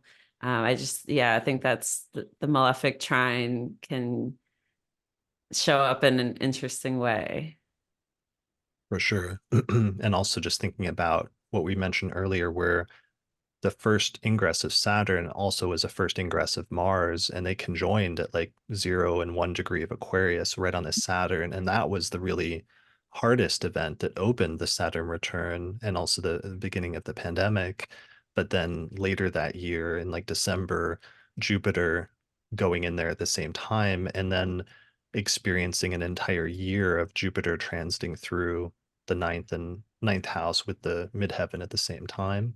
So there's something about that that's very important in terms of the dynamic about how this set of Saturn returns went for everybody. Obviously, that's going to be different for different Saturn returns, but it's interesting how you could sort of predict and set up the beats of like how things are going to go just based on those ingresses if you wanted to ahead of time. Mm-hmm. Yeah. Yeah, so that is an amazing one. And she's actually a really good artist. Like that was the other thing is her Instagram account is here if anyone wants to search for her name. And there's some of her paintings. Oh, wow. Oh, wow. Yeah. Beautiful. Yeah, that's amazing. This is such a good example. Right? Yeah. Like that's what I thought. So that's why I want to start with this one. And thanks to her for sending this into us as a great like Saturn return success story. It's Yeah. at Mega McGrath with 2 H's if anyone wants to search. Yeah, thanks for saying that, mentioning that. Yeah. All right, awesome. And I should look at where the transits are now. And I was hitting her chart for today, sharing that story. I'm sure I know everything's in Aquarius right now, so of course that's relevant for everybody. Lunar return too. Well, probably Yeah. tomorrow. Oh yeah, the moon is in Cancer today. So for the record, we started recording this today on Monday, February 19th, 2024. We've been recording for an hour and 40 minutes, and it's 2:55 p.m. now, and we used an election with Cancer rising today. So there's the data for people that are curious. All right, let's move on. It's funny that chart. I was also born 91, and there's like 3 girls in my grade who were born 994 that same day. And it's just so interesting how, yeah, the same day my friend is a Cancer rising, and just how different things can be, yeah, it's just always interesting to see like very same but different charts, and how much like a rising sign can change things. Totally. Yeah. That's one of the coolest and like funnest parts of this for me sometimes is seeing both how your friends are going through a similar transit or sometimes seeing either celebrities or other people with different variations of the same chart and how they manifest it in similar but also very different ways. Yeah. Yeah. All right. So let's move on to the next one. So the next chart is a listener named Morgan who I told people they could send in a 1-minute video with their write-up, and I was surprised that only like 2 people did. But Morgan was actually one of them. So let me see if I can play that video here within Zoom. Morgan had Saturn in Aquarius in the 8th house in a night chart and also ruling the 7th. So that's part of the context for this example. And some of the themes that came up were dealing with death as well as grief and a number of other things. So let me share that. My Saturn return in the 8th taught me how to integrate and alchemize grief. It started with the publishing of my first book, which is a fictionalized memoir on the loss of my best friend to suicide in 2016. Also during my Saturn return, my grandfather passed away suddenly. I wrote his eulogy handled his ashes. I got pregnant and then lost a friend of mine in childbirth due to undiagnosed preeclampsia when I was 15 weeks along. And her death helped me advocate for a more positive birth story for myself. I also euthanized a couple pets and wrote a second book. So Saturn taught me a lot about grief, but also the things that can come of grief and the glimmers sometimes we can find in really dark places. All right, so here's the chart with Saturn at 15 degrees of Aquarius. It's retrograde. It's squaring Pluto at 20 degrees of Scorpio. So this is one of the first examples where I noticed that thing I was talking about earlier of just when there's a very close connection between those two planets, sometimes the topics of that house really are coming into play. And we saw the fifth house coming into play for sure for her. So there was a bigger part to that though. So let me actually read. Okay, she says, my first novel, All the Yellow Posies, was published on April 21st, 2021, when Saturn was at 12 Aquarius. It's based on my personal experience with the loss of my best friend to suicide in 2016, and much of its content is inspired by journals I filled up in a grief writing group. This particular friend, his name was Stephen, was a previous coworker of mine. I worked for his family's salon from ages 19 to 23, which is interesting because that's also when that's the Saturn square side note. In January of 2021, when Saturn first entered Aquarius, I went back to work for them a second time as a front desk coordinator. So I was immersed in the past, our old stomping grounds, when my book was actually published. Not to mention, I totally based the characters on his whole family. They read it first. Stephen's death hurt me tremendously, and I spent a lot of my 20s pretty scarred by it. But the combination of the book being published and my return to the salon helped me to face my grief in a way that I could finally integrate it. I was also able to immortalize him in a way because he was the writer himself and always wanted to write a novel. So, for what it's worth, just to add, the first time I went to work for his family was October of 2011, and the nodes were in Gemini Sagittarius both times I worked there. Um, okay, she says, on May 29th, 2021, about a month after the book was published, my grandfather died suddenly. I ended up writing and reading his eulogy and handled the care of his ashes. It was too hard for my mom and grandma, so I saw it as an opportunity to channel my eighth house Saturn and what he had taught me of grief so far. So that's pretty amazing.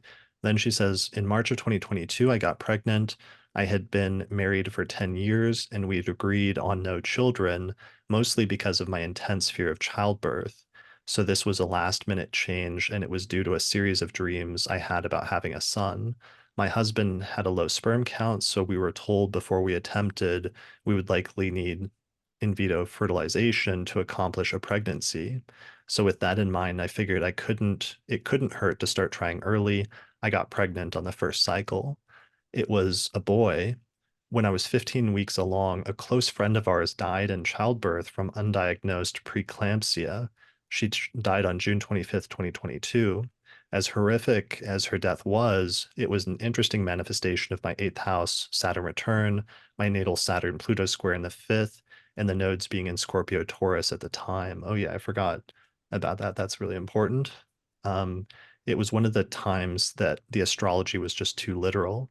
Her death helped me advocate for an electional C-section and tubal litigation. My doctor told me I was the only patient ever to write a paper on why I should be allowed to have one. My son was born in a spectacularly positive birth on December 7th, 2022, when Saturn was at 20 Aquarius. He was also born during my Mars return in the 12th. These were my main points of my Saturn return. Smaller things include euthanizing a few pets, writing my second book, and diving more heavily into esotericism. My Saturn return taught me a lot about resilience, the cycles of life and death, and what glimmers we can find in between. Yeah. Wow.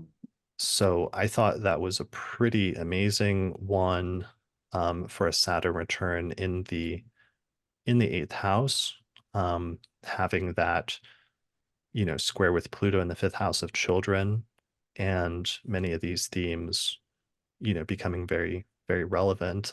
She also has Mercury retrograde at 7 Leo, opposite Saturn and sort of squaring Pluto, and the Sun and Chiron at 16 and 13 Leo, so tying in some other themes there as well at the same time. Yeah, and that 12th house Mars trine Saturn as well, I think is really interesting with like ruling the fifth house and there being all these like fears, and she ended up having the elective C-section. Yeah, I don't know. There's a lot there, but at 2022, yeah, I feel like wasn't that the Mars retrograde in Gemini? Yeah, because Yeah. I had like 3 friends give birth December of 2022 with that Mars retrograde, and yeah, I don't know. That's interesting. Yeah, it's stationed on her natal Mars. But Sure. the Which trines to the Saturn and how that played in with the pregnancy is really interesting. Yeah, and then Mars is the ruler of the fifth house of children Hmm. in her chart. And it was interesting she mentioned the eclipses, which I forgot that for a good chunk of Saturn and Aquarius, we were dealing with eclipses bouncing back and forth between Scorpio and Taurus, squaring the Saturn, natal Saturn placement, as well as transiting Saturn. So that's for sure for some people drawing in that other axis at the same time for her, both children as well as friends, and the tragic loss of her friend. Yeah. Yeah, and yeah, Mercury ruling the third too. I can even think of if we're thinking of the third as friends as well. Yeah. Yeah.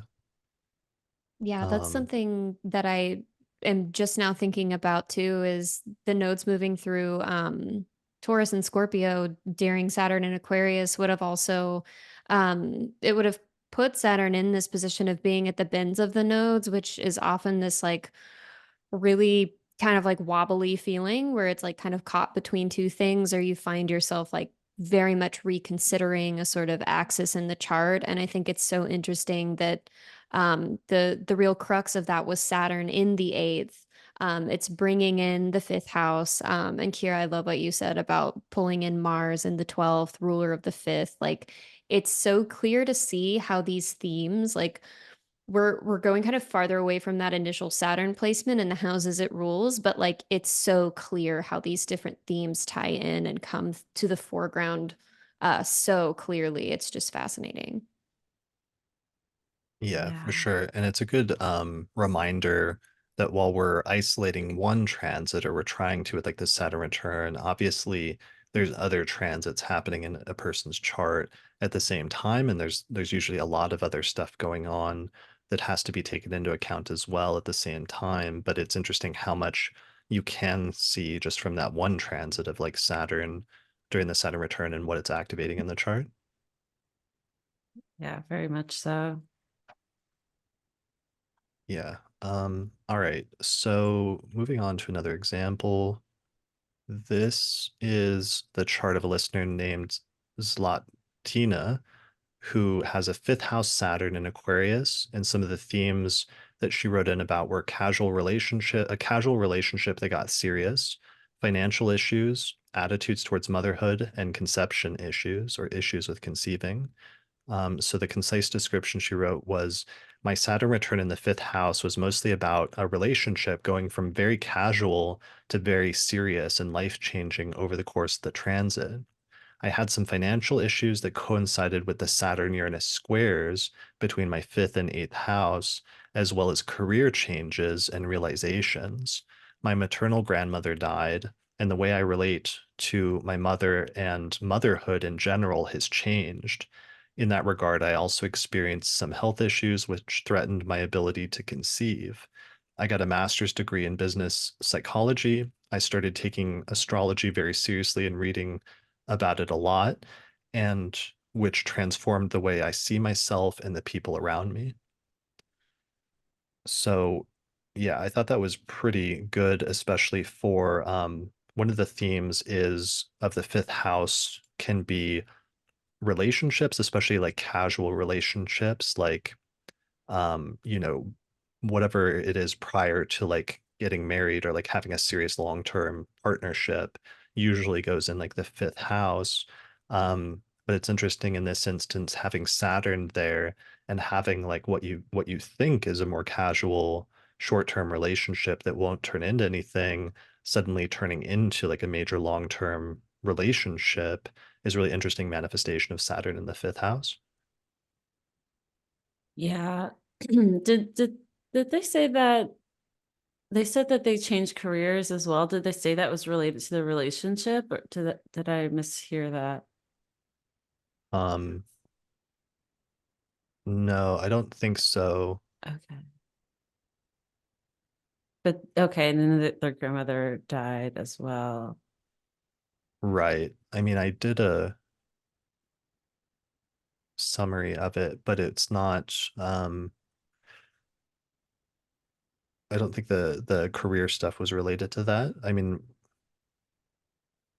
the summary was like dissatisfaction with her job combined with inflation pressures spurred her to seek better opportunities.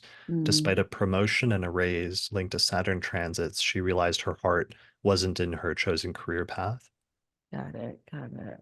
which is like a common theme we see come up over and over again of just like realizing your heart really isn't there and you have to like let something go. Mhm.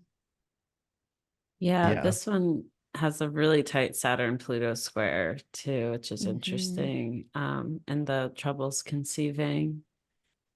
Yeah, I just finished the fertility astrology course and with Nicola Alsop Smut, and I'm like, I want to dissect her chart now and ask a million questions. But did she say that did she end up conceiving and having a kid or no? let me see. I For some reason I thought I did, but I didn't put the full write up here in my notes. So let me find it really quickly. I'm just curious because yeah, I mean, looking at that chart, I would put money on Saturn being the Almutina pregnancy and being really, the planet responsible for pregnancy, and with that square to Pluto being activated. Um, yeah, I'm curious Yeah, what ended up being the issue, and yeah. one of the issues when I was trying to go through is I was having a hard time summarizing all of the um stories. Yeah, there's a lot. Yeah, there was a lot. So I'll just share it on the screen really quickly from the notes that I just pasted in. Um, I mean, the full write-up was actually amazing, how she talks about the buildup of like her casual relationship with a close friend becoming more serious. Um, Wow. because all of these, that's going to be one of the problems in any attempt to convey any of these is it was this entire like thing that happened over a 3-year period, and hearing the details of it when you hear somebody explain their Saturn return is much deeper and richer in meaning and how the meaning of the chart comes alive in very subtle but evocative ways. So it's kind of hard to convey all of that. Okay, It's so here's like, the fifth house part. I have Saturn in the fifth house ruling over Capricorn moon, and to me, having a child was always something to be decided after 30. I was always silently judgmental of people I know having children without having proper job or vocation. That's actually really interesting. So in and of itself, she just has a very serious like attitude towards children, like growing mhm. up already with Saturn in the fifth, counting on other people to help raise them and using a child as an excuse to justify all kind of behaviors. This all changed and a lot of things occurred that contributed. I got an illness that could have threatened my ability to naturally conceive. I also realized my partner would make a wonderful father and that such an experience would even elevate us and make us better human beings. This is all intertwined with me discovering my mother's real birth time in the wake of my grandmother, her own mother's death. We found out that her rising is 20 Aquarius, as her birth time was actually very well documented. I Yeah, it realized that doesn't look like, oh, sorry, I was just gonna say I'm scanning it. It doesn't look like she notes it. What part? Oh, is she? I'm just looking for like I had a kid or not. Okay. That's what I'm curious about. But I mean, yeah, it's I've seen other Libra rising fifth house Saturn return babies during this time too, during the Saturn return. So yeah, I was just curious if that ended up working out or not for her. Yeah, I think it might be something that's still ongoing, but at least Yeah. her attitudes towards children and childbirth changed, as well as starting a major long-term relationship where she feels like it sounds like she's ready to do that. So that's a pretty good Saturn return realization. Yeah, it's awesome. Yeah. All right. Thank you for sending that one in. And also, yeah, the fourth house themes seem to be really loud for her too, just like losing her grandmother and then also the changing relationships with her parents. That was really loud. Yeah. Yeah. All right. So the next chart was sent in by a listener named Hannah. And in the short version, Hannah writes, I have Saturn at 28 degrees in the second house of my natal chart in a night chart. My Saturn return dried up all of my resources and finances, and the degree position of Saturn throughout the 3-year period tracks with the level of my bank and savings account balance throughout this time astonishingly accurately.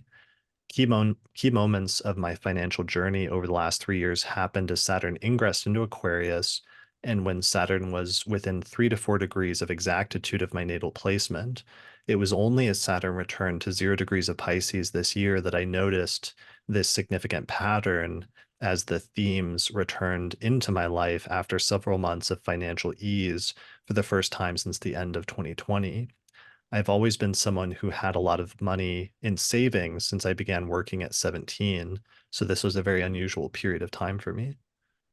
So I like that. It's good because one of the other things it brings up is that sometimes it's only until like after your Saturn return is over when you can step back from it and view that 3-year period in its totality that you can see what the full purpose of it was and what the main overarching themes were. But sometimes, not all the time, but sometimes when you're in the thick of it, you may not be able to see it fully yet until all the different pieces come together.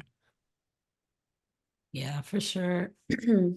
I think I mean the financial themes are really evident with Saturn in the night chart in the second house, but I think what's also interesting is that tight sextile to the sun, which rules the eighth house. So it was like there's just I don't know, the sun feels so bound to Saturn. It's also in Saturn's term there, but yeah, it was like both the second and eighth, like being tied up in that Saturn return and not really getting freedom from it until Saturn left Aquarius.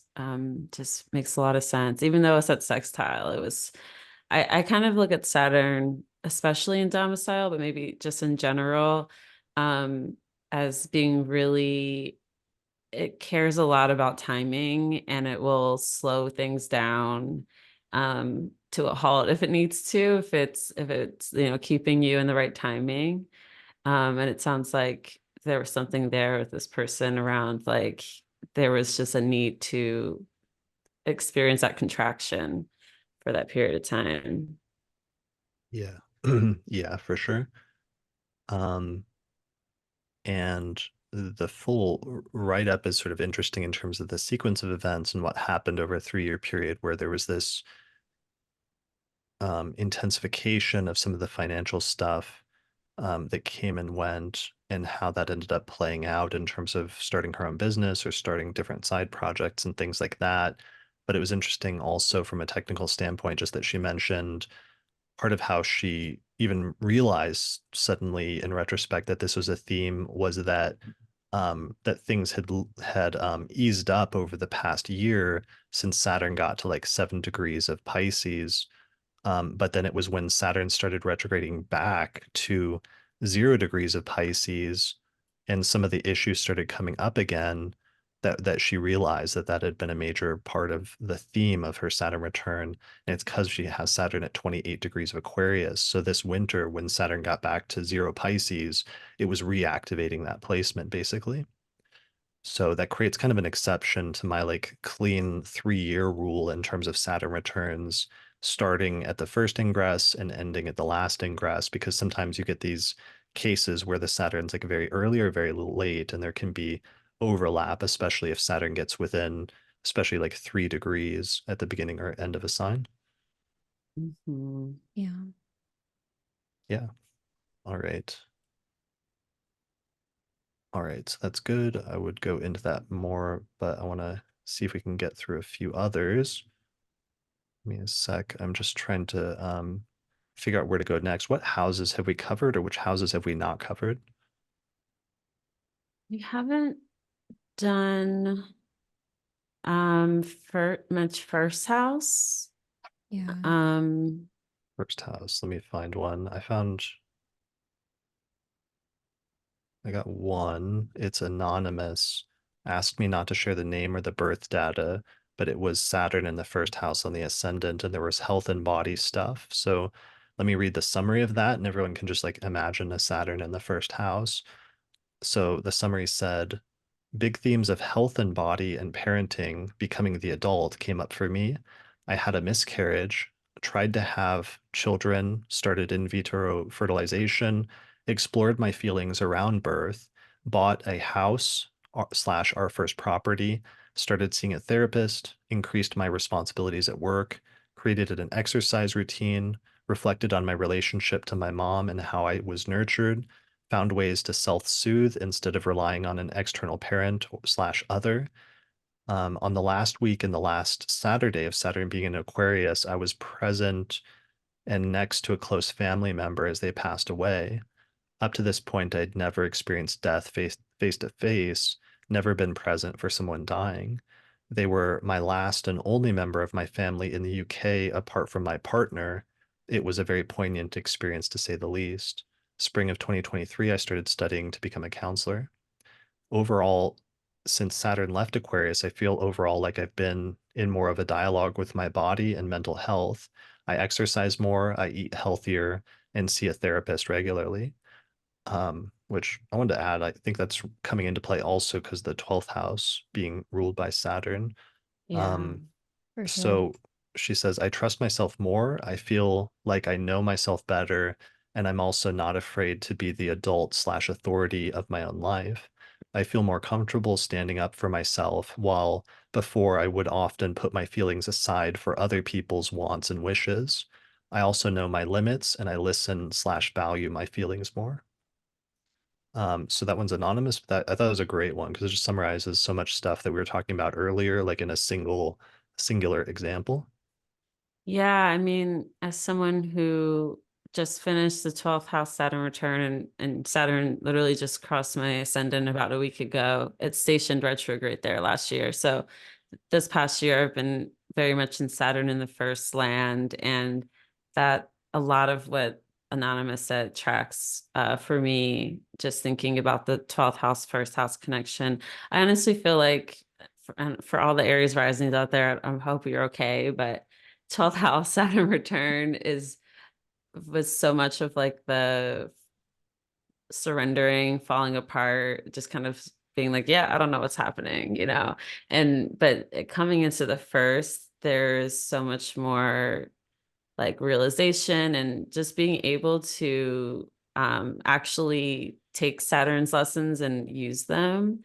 And yeah, I don't know, just what they were saying about how much they've been putting effort into their first house and their body and their mental health. I'm like very much there right now too. So yeah, that was really good. Yeah, it really hit on how many topics there are connected to the first house. Because, when we say like the first house of like self and selfhood, like that connects to so many things in life. And I feel like we see those streams moving out from this concept of selfhood into these other areas of life. And I wanted to say too, we saw this in the one of those first examples was Saturn return in the eighth house. What you brought up, Kirah, about like parenting and parenting yourself and like these parent child roles coming into focus. And even in this one here, that's a first house Saturn return, there's this reflection on their relationship to their mom and how they were nurtured, finding ways to self-soothe. I just wanted to kind of like bring that into because that's like so consistent here. So with all these examples, that's really cool. Yeah. Yeah. And yeah, oh my gosh, sorry, my light is doing that. I don't know why that started happening. But yeah, also the things having to do with their miscarriage and that connection to the body as well. Yeah, there's a lot there. And what you said about like the first house connects to so much of the chart, literally every like It's just minus four everything. other minus four other houses. And yeah, exactly. Yeah. There was also a theme here of death and loss, and I feel like sometimes that has to do with Saturn. Um, it goes back ultimately to Saturn having to do with time and letting go sometimes and giving up of something.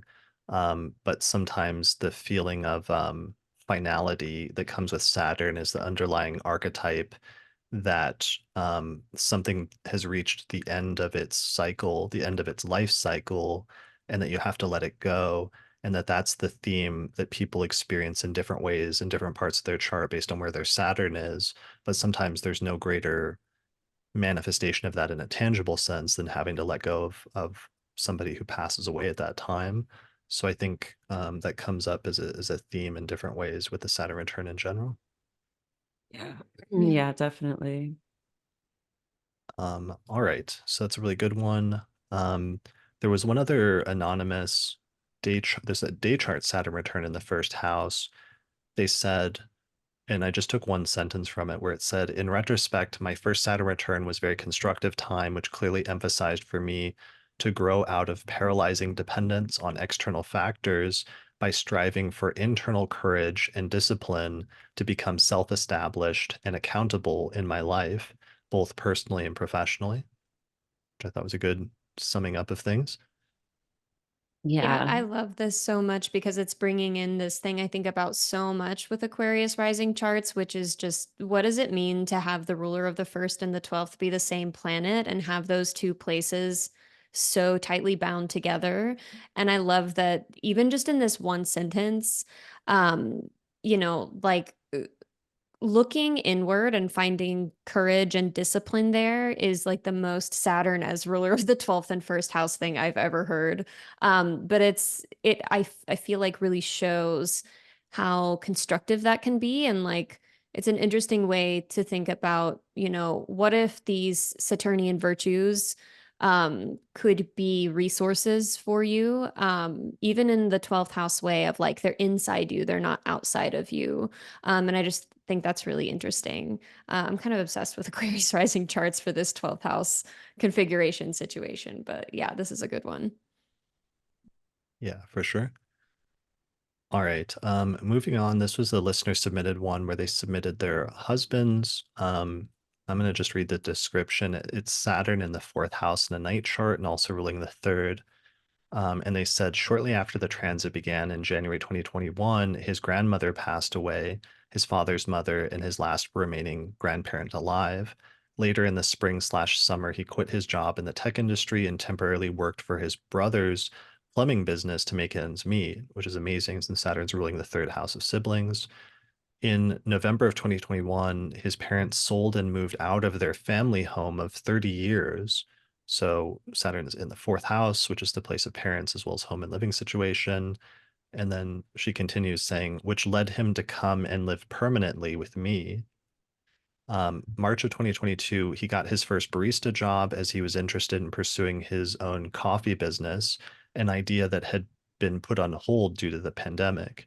April of 2022, his brother permanently immigrated to Australia from the UK after years of waiting for lockdowns to end and waiting for a visa. After working a few barista jobs and realizing the money wasn't very good, my partner eventually came back to working in the tech industry in February 2023 in order to make better money. that would fund his passion in coffee and eventually the coffee roasting business. On a final note, during the transit, he finished paying his parents back for money that was borrowed to purchase a car. In reality, his parents had saved the money for him and gifted it back to him sometime in 2022, which he then used to purchase his first coffee roaster during the Venus retrograde in Leo that summer. So I thought that was an amazing example, and I guess it was submitted, so I'll just show the chart really quickly. Okay, here is the chart. And I thought it was an amazing example just because it's Saturn in the fourth house. So obviously the themes of like home, living situation, as well as parents were coming up majorly. But also since it's really in the third house, like siblings were playing a significant part of the Saturn return, both in terms of the native's personal story, but also just in terms of things that were happening in the life of the sibling as well that did not necessarily directly impact the native. And I think that's a really important point that sometimes when we're talking about the Saturn placement in different houses and ruling different houses, that it can bring up things happening in the lives of people around you. And sometimes that does impact you directly, but sometimes it's like the event is happening to someone else, not necessarily directly to you. That's so true. That happened in my Saturn return as well. With the sixth house themes that came in, like my partner was pretty sick. My husband at the time was pretty sick, and I fortunately stayed pretty well during that time, but his illness really impacted just like my life in general and the relationship in general. So I think that's like an important dimension to keep in mind as you're kind of projecting about your own Saturn return or kind of looking at others. For sure. And actually, there was one other, if we want to focus on that, there was one other example just like that. Unless, is there anything else to say about this chart? No? Okay. All right. There was one other listener named Lauren who submitted Saturn in the seventh house in a night chart example. And let me share. So Leo rising, Saturn and Aquarius in the seventh house in the night chart, squaring a bunch of Scorpio stuff in the fourth house. And the short description summary was I got married in 2020 after a 4 years in a relationship. My husband is a Virgo ascendant, so my seventh house Saturn return was hitting his sixth house. In 2021, I was in a fourth house perfection year with Saturn squaring my sun and Mercury in Scorpio. My husband and I have a small farm, and in July of 2021, while working the farm, my husband suffered a head injury, which caused some major behavioral changes. Saturn definitely stress test our new marriage. My Saturn return story became about learning how to manage the circumstances we found ourselves in, how to set boundaries, and take care of myself in relationships, what is within my power and what I am powerless to change. This was definitely one of the most challenging times in my life. Ultimately, we came out stronger and did a lot of growing up. So that's just the short summary, but I thought that was an amazing thing in terms of one, continuing the theme that we talked about earlier, that it's like sometimes it's something that happens in the life of somebody around you that matches that house or matches the house that Saturn rules. It's kind of interesting in this case that she has the ruler of the sixth house of injury in the seventh house of relationships. And so the activation of that was her partner getting injured and then, adjusting to and learning how to deal with that and accommodate that. But there was also other themes of how to set boundaries in relationships, how to take care of herself. And also, I thought a really important one that was highlighted was identifying what was within my power and what I am powerless to change. That's a huge Saturn theme and a huge Saturn return theme that I think is really important, is trying to, because you don't always know going into it, you're sometimes put with an option of, do I work really hard to keep this thing that I have already, and do I want to keep it, or is this something that I'm going to be forced to let go? Which obviously in the most extreme instances, when we're talking about things like death or something, it's not negotiable, and that's like the most extreme case of a scenario that you don't have a choice but to let something go. But in other instances, there can be things where you just need to like push through and stick with it, or where it becomes a surmountable difficulty of like what doesn't kill you makes you stronger type scenario. But sometimes figuring out the difference between those two can be tricky during the course of the Saturn return. Yeah, that was definitely a huge one for me. Like, not is Saturn is Saturn crystallizing or is Saturn denying? That is always difficult. And it's difficult even in, client charts, when you're kind of like forecasting. So in Saturn return, especially in the seventh, it's like, well, this could be, meeting your person and really crystallizing, this relationship, or it could be, a 3-year dry spell, which could also happen. So yeah, that definitely resonated with me. Yeah, absolutely same. And like the same thing in my personal experience of my Saturn return. Like I've sometimes said like that one of the best choices I ever made just in my life overall was to like fight for my marriage at the time, because it's a huge reason I got sober. It's a huge reason I like really committed to therapy. But then like the next best decision I ever made was deciding to like not fight for it anymore, and like realizing like this situation, like I actually am powerless to change this situation or improve it any further. So like the only other option is like finding the exit and kind of moving away from that situation. But it's one of those things that's way easier said than done. Even with those transits, I remember before my Saturn return even started thinking like, oh, well, like Saturn and Mars moving into Aquarius together on the first ingress be like, it's really hard, but then the second time it's with Jupiter, like, will things get better, etc. And in this specific example, I think it's really interesting that there's this square from Mars and Scorpio to this person's Saturn placement in the seventh. But then there's also this trine from Jupiter and Venus, both in Libra. So this is a really interesting, like mixed bag situation with this chart where there's like the really challenging stuff, the commitment of Saturn, um, coming through, and then also the discernment of Saturn of like what's within my control, when do I need to just surrender, when does there need to be a boundary. Like it's a really beautiful demonstration of these kind of different supports and challenges from these other placements too. Mhm. Yeah, I have Yeah. a good friend with like essentially the exact same chart, born a week before. So everything's essentially the same. And yeah, watching them go through that set lots of relationship issues as well. But the bonification from the benefics really helped, like, yeah, it lubes it up a little bit. It's less harsh. And you can really see the bright side of it, which I think, yeah, that helps a lot. I feel like maybe that's a difference with people who experience their Saturn return, like in retrospect, is like, yeah, that was really good and constructive, and I'm glad that happened, versus not, might be those benefic aspects where, because there's some people that are like, oh no, I don't want to go. To that ever again. Um, Totally. yeah.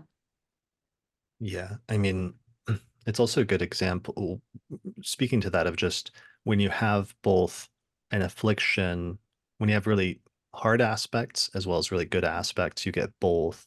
And sometimes they can offset each other, but other times you just get both happening in parallel.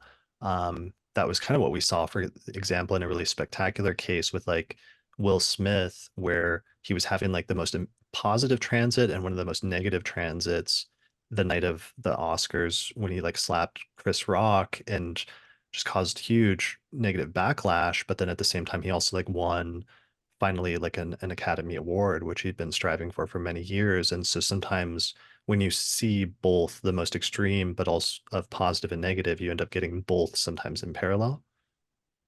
Yeah, I feel like that was a big one for me. I have like Saturn, Venus, whole sign trine, and Saturn, Mars, whole sign square. And there was definitely a little bit of both during the Saturn return. Yeah, Yeah. for sure. All right. What houses haven't we done yet? Give me a house. Let's see. We've done most. We did 10th. We do 9th. Yeah, we did 9th, which was kind of a 10th house, like a midheaven one. Mm-hmm. 8th, 7th, 6th-ish. We've done most of them. Yeah. Okay. Well, in that case, let me just summarize some of the like titles that I wrote down for different ones based on the placement. Since I know we've only got about 20 minutes left here. Um, okay, a listener named Alina wrote in with Saturn in the seventh in a day chart, and one of the themes was surmountable difficulties in relationships was my summary. Um, a listener named Kowina wrote in with Saturn in the sixth and ruling the fifth, and work and children themes came up. Um, I'll read that one really quickly. It says, when my Saturn at 0 degrees of Aquarius, with my Saturn at 0 degrees of Aquarius, I know my Saturn return started right around the spring of 2020, and I kept getting hit again a couple more times when the planet retrograded. Within that time frame, I saw my life completely change in every way, not just on the macro because of COVID and shelter in place, but also the micro. I stopped working. I was pregnant by May and gave birth to my son in January of 2021, as well as completely shifted trajectories and settled on being a stay-at-home mom for the foreseeable future, rekindling and honestly completely up-leveling my capacity to tackle life more playfully. Thought that was a great combination of sixth and fifth house themes. Mhm. A listener named Ashley wrote in with Saturn in the sixth in the night chart, and main themes that I summarized were COVID and layoff and being laid off. Yeah. My Actually, sister's in her 6th house Saturn return now, and I'm just like hoping she gets a new job and Saturn rules her 4th and 5th. I just want her to get a new job, move to LA, and get a cat. I'm hoping that happens by the end of hers. I feel yeah, like that's that a is, super reasonable checklist for a Saturn return Yeah. like that. yeah, Yeah. we can all aspire to that.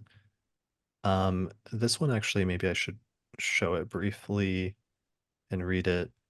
So this is Ashley's chart, Saturn in Aquarius in the sixth, also ruling the fifth. Ashley says, my Saturn return was by far the most pivotal catalytic time in my life. I got engaged November 4th, 2020. I got married February 2021. I got COVID December of 2020 before the vaccine, which was a very scary time. I got a job in a new career field away from the music and media industries as a copywriter at Twitter in February of 2022 before ultimately getting laid off in January of 2023, part of mass layoffs after Elon Musk purchased the company. Since my Saturn return officially ended in early March, I've continued to feel the effects of great change in my life, including my husband getting into a wreck and totaling my car. And this is tricky because it's like Saturn's now gone into her seventh house, which is Pisces, since she has Mhm. Virgo rising. Um, I've continued to feel the getting into a wreck and totaling the car I had for 12 years, losing my great grandfather and ultimately losing my mother due to a sudden heart attack. Um, Growing up in Memphis and going to college at Stanford shaped me into a person who always had a very well thought out plan and map of becoming my most successful self. However, these events in the past few years shook my whole foundation of being able to control all that happens in my life. It also made me become more free in my creativity as a writer, mainly because it is a way to manage my grief during this time, which I thought was a very interesting tying in of like the fifth house as being connected with creativity. Yeah. Wow. It's Saturn would have just hit their sun right before those Twitter or right around the time of those Twitter layoffs because my son's right there too. And I at 25 Scorpio, I remember that. Um yeah, just like trying to get to March 7th. Yeah. And yeah, Saturn had one more thing to do before leaving Aquarius for them. Yeah. But yeah, that all tracks a lot. Yeah. Yeah, for sure. Um, there was, okay, it's just scanning through the others. There was one other submitted by listener named Taylor that had Saturn in the ninth house by night. And the summary I wrote was just challenges to faith as well as publishing. And both of those, like one's faith or religion or beliefs, is very a ninth house thing that can come up with Saturn in the ninth house. But they also ninth also relates to like publishing, and often when a person has major ninth house transits, publishing a book can go along with that. Yeah, I got a book deal like a week into my ninth house year that just started. Nice. Um, yeah, but the faith part of the ninth house, I mean, with my 12th house Saturn return was squaring my ninth house ruler. Um, and that was a big one for me, just being like trying to find hope, faith, something to grasp onto. Yeah, definitely get that. Yeah, for sure. Another listener, I have this one summarized, named Quinn, wrote in with Saturn in the fifth house and ruling the fourth house. And some of the key takeaway points were I started EMDR therapy to deal with childhood trauma. This was great and very helpful. I became a manager at my job, taking on responsibilities. I got burnt out and quit my job. Um, and these were the ones that were most important. I broke up with my boyfriend because I knew it wasn't going to work out long term. I wrote a novel, very positive and helpful fifth house Saturn thing. A family member helped me buy a house, big responsibility, but also a huge blessing. And finally, at the tail end of Saturn in Aquarius, my talent agent dropped me, which ultimately led me to deciding to quit being an actor a few months later. This was probably the biggest change, as I've wanted to be an actor my whole life and have been pursuing it professionally for 8 years. So, all in all, not a super fun time. All that fixed energy means I really don't like change, but I did grow and learn a lot. I definitely felt like a real adult by the end of it. So I thought that was amazing with some of those little details about like the connection between the fourth house and a family member helping them to buy their home, but then Mhm. also the talent agent dropping them. With the fifth house, to whatever extent it has to do with like creativities or actors or acting, but also the fifth house again having to do somewhat with relationships and ending a relationship that they didn't feel like was going anywhere. Yeah, and that would have been when Saturn, or at least Saturn was squaring the ruler of their seventh house as well. Um, yeah, and just to know, I often, anytime someone has a fifth house Saturn return, I'm like, okay, so you're going to conceive something. It might not be a baby, but there's some sort of something that you're going to be giving birth to by the end of this. And yeah, the novel makes so much sense with that. For Yeah, sure. that's perfect. Another listener, Katie with Saturn in the fourth house. The summary is a very thematic fourth house Saturn return story after a lifetime of unstable housing and isolation from community. I spent my entire Saturn return in one apartment from start to finish. Through the internet, I found tools to dismantle my identity and find my authentic self, destroying the comfortable life I had finally attained to build something new and unfamiliar, which I thought was a great summary. That's Um, awesome. The best Yeah. feeling. One listener named Marcelina had Saturn in the sixth and lost several pets that were like very close to them that they had had for a long time. Don't overlook the sixth house signification with pets. It can be very important. Um, a listener a listener named Jen sent in with Saturn in the ninth house by day with the midheaven, um, having an extended overseas trip and a new position at work. But it wasn't expanded on, but it was just interesting because it was tying in the ninth house as well as the degree of the midheaven. And as a side point, it's like with these examples and with like Mega's example towards the beginning, seeing the overlap between the ninth whole sign house and the midheaven, like it's here in the transits and dealing with Saturn returns, especially that you can see how that works when whole sign house astrologers talk about paying attention to where the degree of the midheaven or the IC falls and how that will double up the significations in that entire sign with the whole sign house and the quadrant house essentially. This is where that really comes alive and you start to see what that means in a real tangible sense because you get an actual sequence of events where overlapping topics are actually coming up simultaneously. And so that's one of the things I love about Saturn Returns is it's really illustrative for that purpose. Absolutely. Yeah, I have so many Gemini rising friends born in 1991 for some reason.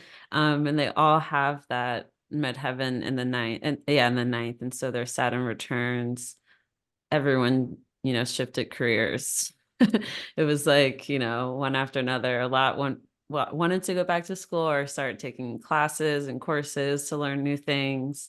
But that ninth house midheaven connection is always really loud. Yeah, for sure. Here's one I wanted to share really quickly. Again, we keep going back to similar houses, but it's a good example of a really positive, constructive Saturn return story where Saturn's really well placed in the chart. So this is, despite it being a night chart, because I wanted to also offset people's fears about like night chart versus day chart. So this is the chart of a listener named Jess. She has Saturn in the fifth house in Aquarius, along with the Sun and Mercury. And Jupiter is conjunct the degree of the ascendant in Libra, and it's very closely trining Saturn from 14 Libra to 19 Aquarius. There's also some interesting other placements in the chart, like an exalted moon in Taurus in the eighth and an exalted Venus in Pisces in the sixth, which is actually in a mutual reception or exchanging signs with Jupiter in Libra in the first. So the summary is during my Saturn return, I founded a community environmental charity that secured $500,000 in government funding just before my Saturn return ended. On the exact day of my final pass of the Saturn return, I was formally employed as the chief executive officer of the charity that I had worked tirelessly to launch and secure funding for over the previous 2 years. And this is like an environmental charity, which I thought was amazing because it's one of the things Valens actually mentions way back in the second century is he mentions like good doing and like doing good deeds and like charity related events. And like right here is like a very tangible example of that. Oh, yeah, just like the midheaven being ruled by the exalted moon, the sextile. I mean, the whole nocturnal team is like, doing its thing. Yeah. And yeah, I love that Saturn Jupiter trine seems to have really come through. And it sounds like the Saturn return was really like challenging. They had especially Saturn to the luminaries always sucks, but yeah, it's like they Yeah. have all these tools to get it done. Yeah, let me read those Yeah. really quickly because it's good at showing the sequence. They say in January of 2020, I returned to Australia from Europe after completing a master's degree. And I think that's interesting because it's also ruling the fourth house of living situation. Driven by a desire to address the biodiversity and climate crisis. By March 2020, I began volunteering for conservation groups. In early 2021, I started drafting a proposal to the state government for a funded charity supporting conservation volunteer groups in national parks. The pivotal meeting with the government representatives took place just after Saturn exactly conjoined my sun on December 21st, 2021. Afterwards, securing funding became a real possibility, but significant work remained, such as establishing a board and registrations. On my first Saturn return pass on March 9th, 2022, I met a retired professional who became our charity secretary. My second Saturn return pass was within 36 hours of my second and final meeting with the government regarding charity funding, September 16, 2022. Finally, the funding was approved on November 15th, 2022, nearly a year after the initial government meeting. My dedication throughout the Saturn return year was marked by extensive voluntary efforts that challenged by determination. On the day of my final Saturn return pass, November 29th, 2022, I was appointed as Chief Executive Officer of the charity. Oh Isn't that an yeah. amazing story? That's incredible. Yes. And isn't Saturn also connected to just like land stewardship and land administration and just the land in general, especially like wetlands? Yeah, Um, Valens actually says that Saturn's associated with the soil, and he also associates it with like farmers, which has long been an association with Saturn. yeah, and then the fourth house connection to land, Mhm. especially. I feel like Right. that Capricorn fourth house connection Yeah. with like environmentalism is so loud. Yeah, Well, and see also that a that lot. Uranus, she has the exact Uranus Neptune conjunction at 19 degrees of Capricorn in the fourth house, and that was when we saw during the Saturn returns in Capricorn, the people that had Saturn, Neptune, and Uranus conjunct. There was like a very idealistic tint to their Saturn return stories and trying to do things in order to sort of bring about a better world through their higher ideals and innovation. And then we can kind of see a continuation of that here. Yeah, definitely.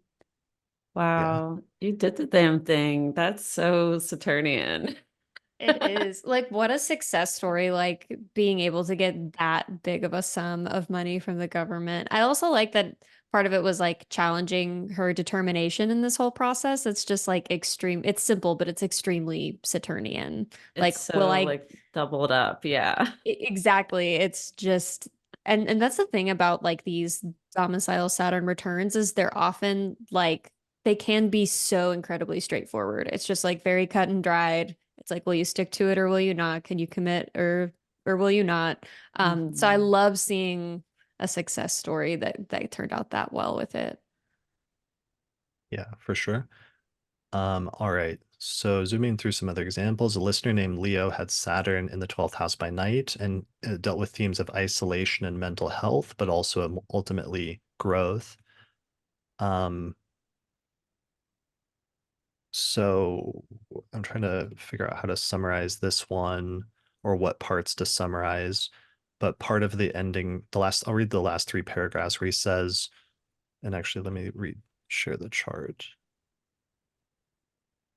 Okay, so here is Leo's chart, Pisces rising, Saturn and Aquarius in the 12th. Um, all right, I'll read the last four paragraphs. Early in 2020, I was in Los Angeles doing side work as a DJ, a photographer, and driving for Uber. I had just gotten fired from a crappy job that I hated. I was struggling financially and depressed, and things at that point had felt very hopeless for a long time. I got a job offer in Seattle that I had impulsively decided to apply for, so I packed my one bag full of clothes and I left all my friends and family and my whole social life behind, which really hurt. My start day in Seattle was March 2nd, 2020. So it was just a couple weeks before the COVID-19 lockdowns and before Saturn officially went into Aquarius. So there I was alone, trying to get settled in a new city where I didn't know anyone, and I get forced to stay inside my little apartment, confronting my own thoughts, all of which are 12th house themes, isolation and mental health. I know everyone was isolated at this point, but I was already dealing with being so far away from everything I knew, and COVID only added to the heaviness of the situation. There were other smaller Saturn return details I noticed as well, such as getting used to how cold, dark, and rainy it was in Seattle compared to Southern California. Saturn's presence was definitely felt. During this time, however, I didn't lose my job, and I am still employed with them to this day. Also, there were other important transits that happened for me, such as Saturn square Sun, um, Uranus conjunct Sun in late 21, Jupiter made a trine from Venus. That trine from Jupiter is when I started dating my current girlfriend, who was also going through her Saturn return. So, through all of that, as you can imagine, there were a lot of things that changed. My values changed. I found new ways of making a living. I did a lot of growing up. There was a lot of self reflection and learning to take accountability. My partner and I began to work toward a new life that was more aligned to what we both truly value. I understand now that if I wouldn't have made the sacrifice to move away, my life would have gotten much worse in LA during COVID. But where I think he's from is from LA. Even if back then I wondered, why did I do this to myself? before Saturn's transit into Aquarius, it was easy to assume the worst since I know the 12th house rules hospitals, mental institutions, and prison. The scenario that took place was literal, but also felt very metaphorical at the same time. I'm grateful that I can understand that the direction I was going was not where I was meant to go, instead of feeling bitter. There were a lot of things that I thought I wanted to happen in my 20s that I'm glad they never did, and I didn't realize that until I learned to be honest with myself. So I I thought that relate was a to this great, so much. yeah, Yeah. that's so you're the that was part of what you were going through with your similar like Saturn 12th house return.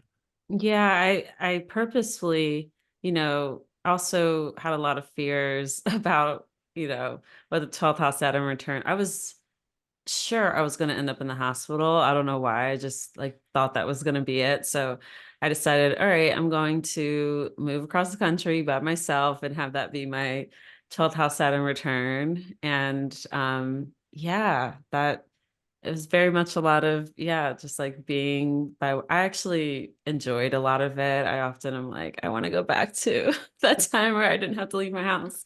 Right. But after a while, especially Saturn coming to square the sun, it was like, yeah, it got tough. Um, yeah, I related a lot to that one. Yeah, for sure. So that was good. Another listener named Aaron had Saturn in the seventh, and they brought up sobriety as one major theme amongst others. Um, they said, I know this isn't uncommon for a Saturn return, and yet I'm another person that experienced it. And while this journey didn't happen overnight, it's something I never saw coming and remains a Saturnian lesson. Um, being She says addiction was always part of my story, that through immediate family members and all of my romantic partners, it's always been a through line in my life. Though ironically, I never realized it was a personal problem until my Saturn return. I attribute that to the opposition aspect and how I had projected these problems onto others rather than witnessing them equally my own.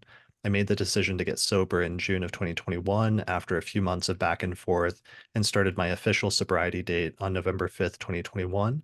This was by far the most unexpected change of this period and the most transformational. I think it's a beautiful reflection of my sun in the 12th house maturing with Saturn's influence, rather than continuing to be swept away and or distracted by the addicts around me. Yeah, Amazing. That's I thought, perfect. thought that was really good. Um, okay, so let's see, one, two, three, four. There's four, actually, there's several more. So it's 4 o'clock, so I know we need to wrap up soon. How much more time do you have, Kira, to wrap up, or where should we sort Well, of I leave can do things? another like 10, 15. Yeah, whatever, whatever, Okay, whatever we need. Yeah. cool. Let me just quickly then mention just a few others from my summaries, and then we'll have some concluding remarks. So, a listener named Brandon had Saturn in the second, ruling the first in a date chart. Major themes were full-time entrepreneurship, financial sort of accomplishments, and becoming a caretaker for his mother when it hit his moon, which is also in Aquarius. Um, so that was a really good one with the second house themes. Another listener named Luke wrote in with Saturn in the seventh house, the night chart, and suffered the loss of a child with his partner during while the pandemic was happening, sort of in the middle of all of that. So it was a really challenging time of loss. Another listener named Martha had Saturn in the sixth house, ruling the fifth, and this was her second Saturn return. And there were interesting themes where she says, I'm a doctor, and in her first Saturn return, she moved in order to start a fellowship in hematology slash oncology at a large academic medical center.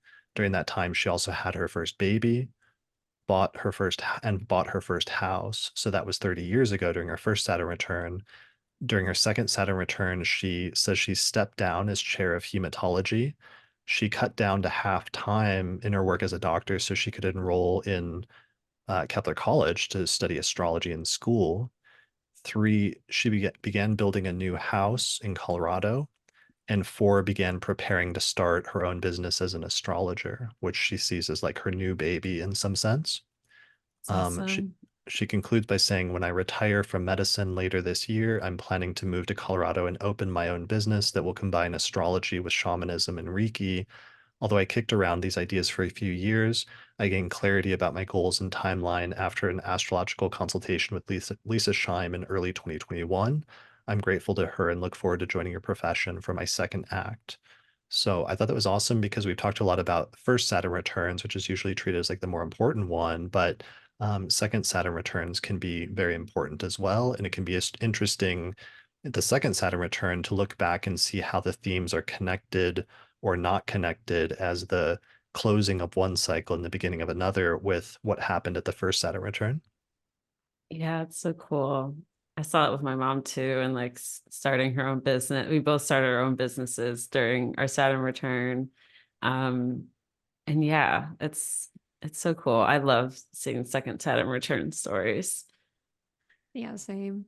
This one's Totally. so perfect. It's the perfect illustration of like the start of a cycle at the first Saturn return and like the closing of that one and the start of another one at the second Saturn return, like literally going to that fellowship in hematology and then stepping down as chair of hematology for the second Saturn return. Like it's just Yeah, it's 10 out of perfect. 10. Yeah.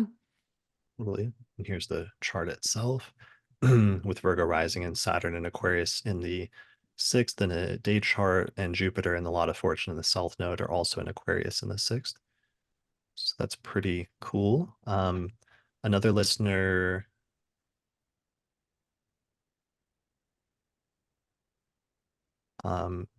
named Sabine had Saturn in the ninth and had international moves, and her life as a traveling musician ended abruptly due to COVID.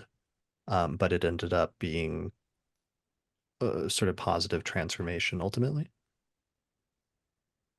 All right. Another listener named Kelsey, Saturn in the ninth house conjunct the midheaven, was laid off, became an astrologer, sold their home, and moved into a bus to live and travel as nomads with her partner, Sick. which is pretty That's so amazing. perfect. So perfect. Here's the chart for that one with Saturn conjunct the degree of the midheaven at 24 Aquarius. So again, you get both the ninth house and the 10th house themes. Right. Shelby, Saturn in the eighth house, is a farmer, dealt with issues surrounding death, inheritance, and actually a number of other themes.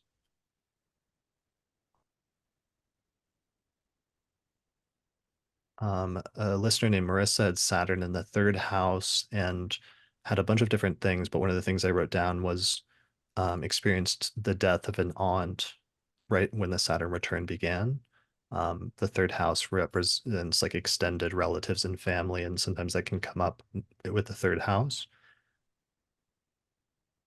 Another listener named Vanessa had Saturn in the second and had some interesting financial thoughts. Faced fears about money, took responsibility for investments I'd inherited, had basically no income during this period being in school, which was stressful, reinvented her career plan and embarked on two expensive educational programs, both of which roughly coincided with the transit. Yeah, and that actually was the last submitted one. So there was a number of others that I wasn't able to get together, but I think that does a pretty good job of covering a bunch of the houses.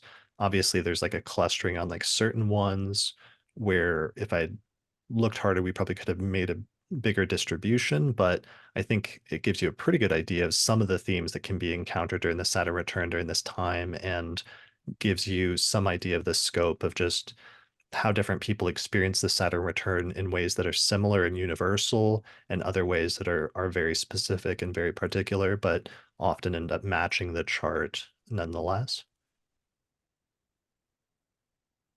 Yeah. All right. Any final thoughts on Saturn in Aquarius?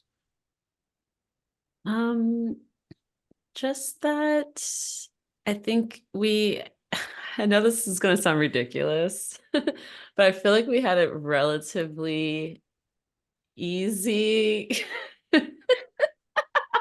compared to, okay, so I just feel like people who have Saturn conjunct like another planet natally or an outer especially, I feel like their Saturn returns were so much more difficult. Like maybe they weren't. Maybe it's because I was just younger and watching them. But I feel like the Saturn Neptune conjunctions, like the Saturn Uranus, like that, just the Saturn Pluto, having Saturn Pluto as your Saturn return, like the Saturn and Caps, that just seemed so hard. And I felt like we just really had to deal with Uranus essentially. And so, yeah, I'm just like, I don't know. I don't know why I wanted to say that, but I did. And I guess I'm always trying to bright side it all just from being, I guess, Jupiterian. But overall, I guess I'll just say people who are like going through a Saturn return now, or even the ones who are looking at it coming, don't do what I did, and I'm sure a lot of people do, which is like worry about it for 7 years. Because Right. I certainly did that. You're gonna catastrophize everything in your brain, and there's no use doing that. But just know that it is a really incredible experience, and it's a process. Like a lot of people think that they're going to tackle their Saturn return and they're going to do it the right way, or they're doing Saturn so good up to now, so it's gonna be fine. And I certainly had certain mindsets like that. But it humbles the hell out of you. Saturn sits you down and slows you down and shuts you up, and you just have to trust that it's what you need. Yeah. Yeah. I'm glad you're saying some of these things too, because I also definitely worried about mine for 7 years. Like the moment I knew what a Saturn return was, I looked at mine and I was like, I am in such big trouble. And I just dreaded it and dreaded it. But like, I feel like so many things we saw in the example charts and just like my own experience is like Saturn will force you to get really, really honest with yourself. And so like if there's one way to prepare for Saturn return is like start practicing that. And like there's always going to be stuff you can't really anticipate with a transit like this. But being really honest with yourself is a start, because like Saturn will force you to when it comes down to it. But then you'll also have like invaluable skills you learned through experience from having to go through those things. And like I genuinely feel like, I don't know if it was because our Saturn return was like relatively easier because we didn't have like an outer involved as heavily as some other ones, but it's I won't say it was like a 10 out of 10 experience, because like the first part of it for me was like really devastating and really jarring, but the remainder of it, like I would say the second 2/3 of my Saturn return overall, I feel so much more grounded as a human being than I did before, and like honestly really grateful. And yeah, it's one of those things where it's like deepened my relationship with Saturn in a way that's totally irreplaceable, including all of the really hard stuff that happened. So again, for all the people anticipating or going through their Saturn return right now, just some thoughts for them. For sure. Yeah. Yeah, I do want to say, I think both of you having Saturn so early in the sign, like you didn't necessarily get the Saturn square Pluto that some of the later people did that have Saturn around mid to late in the sign, where it was a little bit more intense in some of those That's true. stories. Or even something I think that Kirah just mentioned, the Saturn Uranus square created some tensions with people because transiting Uranus was going through Taurus. So there were some people that were getting hit by that at the same time of having Uranus square their natal Saturn. And that created some complications or some unexpected disruptions for some people that was kind of unique. So all of those things are really important, but it's good that you're bringing up the point that, as astrologers, knowing the extreme examples of how like a Saturn return can work out in the worst case scenarios, sometimes we can have a tendency to freak ourselves out. And I think it's really important as astrologers to try to not do that, because oftentimes when we actually get there to the transit and we start experiencing it, even if major things come up, sometimes there's still there can be this sense of relief of finally experiencing it, knowing, okay, this is what it's going to be. Like, this is it. And Mhm. in most instances, it's like, I'm going to survive this and I'm going to wake up tomorrow after it's over and there's going to be another day. Like, my life may be different. There may be some doors that were closed or some instances where my life has gotten darker in some ways. But there's also going to be something about this that's going to push me in a new direction that I wouldn't have gone otherwise. And to the extent that that's helping me to follow and to find my purpose and my fate and ultimately my destiny, sometimes you have to just follow that where it takes you. And sometimes you'll be surprised that later on there can be good things that come from that, even if you deal with great challenges or adversity or even loss at the time of the transit itself. That So was those are, great. Yeah. That was a really nice summation. Yeah, thank you. Well, excellent. it's just something I've been thinking about a lot lately in the philosophy of astrology and what we're doing here. And yeah, wanting to leave people with something good and with some hope. So, speaking of hope, we were already like a year into Saturn in Pisces. And, my next time I do this, it's going to be reflecting on the Saturn returns in Pisces that have occurred during that 2 or 3 year period. So there's a few ones I'm already keeping my eye out for. And I wanted to ask if there's any that you were looking at for Saturn returns in Pisces that, usually in these we have certain celebrities that we pick out that we're going to pay attention to. So one that I'm curious about is Dua Lipa, who has Saturn in the 10th house in a night chart. And I'm really curious about this one because it just seems like she's just like killing it right now and is on top of the world. So I'm curious what Saturn in the 10th house as a transit ends up being for her in terms of her career, and like how that ends up changing and what it looks like by the end of that transit compared to, the early part of it over the past year that we've just started. Justin Bieber is another one that I'm interested in how that's going for him because he has a whole Pisces stellium in the 5th house with Saturn there. And there was a notable thing recently where, Usher performed at the Super Bowl. And I think the reports were that Justin Bieber was invited because they had a very important connection, the two of them. And one of their biggest hits was together, but Bieber didn't end up performing with him. And there's been speculation about him and his wife have been having major health issues over the past few years, and whether it's related to COVID or long COVID and different things related to that or not. So I'm really curious how his Saturn return will go over the next couple of years, because I know sometimes part of Saturn can be like pulling back and recognizing your limitations and not being able to do as much as you did before. Tracy Chapman was another really interesting one that just happened, who has Saturn at 0 degrees of Pisces. And um, there was a whole thing with somebody doing a cover of one of her songs that became really popular over the past year. But then they ended up getting together and like doing a duet at the Grammys just recently in the past few weeks when Saturn was very close to her exact Saturn return. And it was interesting having this sort of like revival of her music and recognition of her music from back like 30 years ago, the last time Saturn was in Pisces. So there's a lot of interesting celebrity stories I'm keeping my eye on and that we'll talk about. Are there any celebrities that the two of you are keeping an eye on that have Saturn and Pisces? Um, Meg the Stallion for me, she's had such a huge, just even Saturn and Aquarius, which she is an Aquarius sun.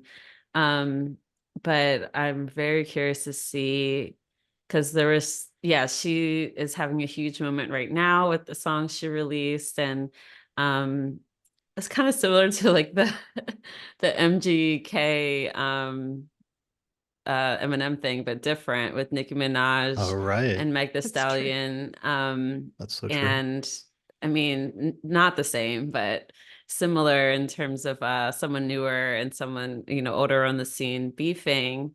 But essentially it seems like Nicki Minaj's attention that she put on Meg and her new song is like part of the reason why Meg's song is doing so well. Obviously, Meg's song is also great, but it brought so much attention to it. And so yeah, I'm very curious to see. She just also had like a record or a landmark deal with her record label where she's able to maintain all of her publishing rights and all her distribution rights and all of that. She still owns her what are they called? Masters. So that's a landmark deal that just happened. So yeah, I'm really excited to see what the rest of her Saturn return is going to bring because she's been through so much. And things are starting to look kind of good for her. Yeah, for sure. That'll be really great to see hers. Looks like I just checked astro.com. She may have Taurus rising based on a social media report where she said she had Taurus rising. If that's true, her Saturn's in the 11th. And that's actually even more interesting in terms of what's happening with her and like Nicki Minaj in terms of the 11th house having to do with friends and sometimes, falling out with friends can be part of that. Yeah, and just like her fandom right now is growing. Like people are making like fan page, like people are just treating her like this huge celebrity. I mean, what she is, but I think in response to what's been going on, it's like her fandom's grown a lot. So it's really interesting. For sure. Awesome, cool. Joe, do you have any you're paying attention to? You following the celebrity gossip culture? I feel like I don't know any other Saturn and Pisces celebrities other than the ones that have already been listed because I'm a little out of touch with celebrity stuff. But yeah, all of those that you mentioned, Kira, like have been like briefly in and out of my mind too, especially that beef with Nicki Minaj and Meg Thee Stallion. So we'll see how that goes. Yeah, and the other thing we all watch also is just people in our personal life are like contemporaries and like how they're going through their Saturn return, and that's always probably even more illustrative than the celebrity examples. But yeah, so we'll come back and we'll see those again in like 2 or 3 years. In the meantime, both of you, what do you have going on? Let's see, Joe, what do you got coming up? What do you got going on? You offer consultations? I do. I offer consultations, just natal consultations and timing as usual, but my specialty is 12th house work. So I offer waymaking to the 12th house, which is available as a lecture on the 12th house and also a reading, which is really about bringing together traditional astrology and storytelling to kind of re-engage with the 12th house and all that it entails in your chart, using narrative work and storytelling as kind of like a buffer. I also have just a plain old 12th house reading if you just want to get into like all the ins and outs of your 12th house patterns, self-sabotage stuff, all those things and kind of how to navigate. And I also just started a 12th house horoscope each month for each rising sign going through their 12th house season. So this would be Kira, I think you're finally you're done with your 12th house season as of today. Yeah. So Aries rising would be next while the sun's in Pisces. So you can check that out once a month.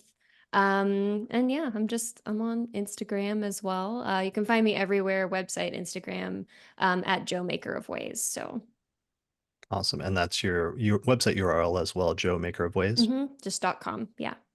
.com. All right. Kira, what about you?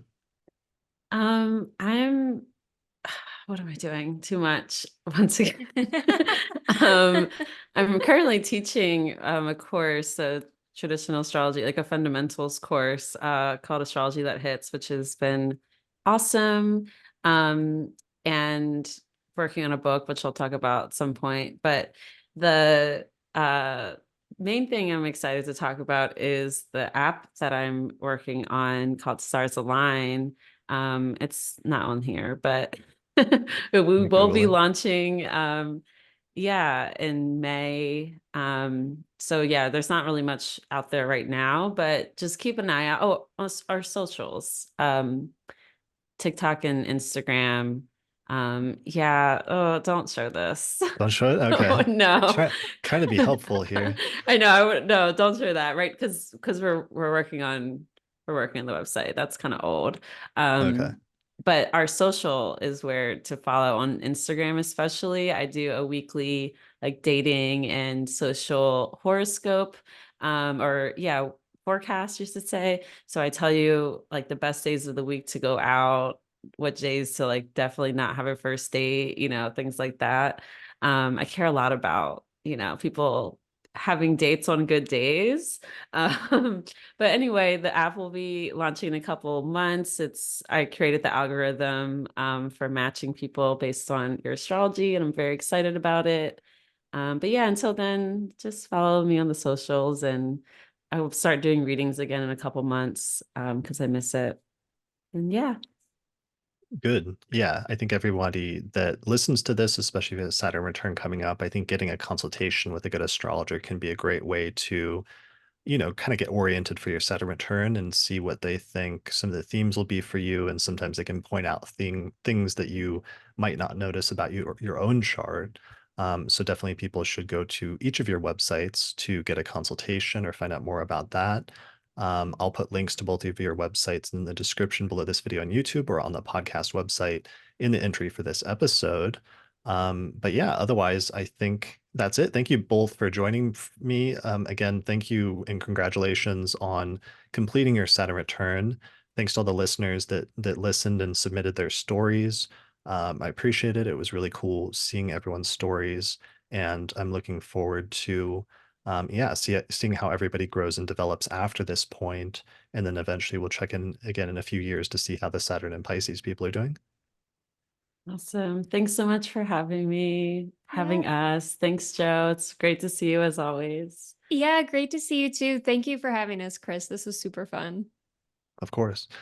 All right. Thanks everyone for watching or listening to this episode of the Astrology Podcast, and we'll see you again next time. Shout out to our sponsor for this episode, which is the Chani app, the #1 astrology app for self-discovery, mindfulness, and healing. You can download it on the Apple App Store or on Google Play, or for more information, visit app.chani.com. Special thanks to all the patrons that helped to support the production of this episode of the podcast through our page on patreon.com.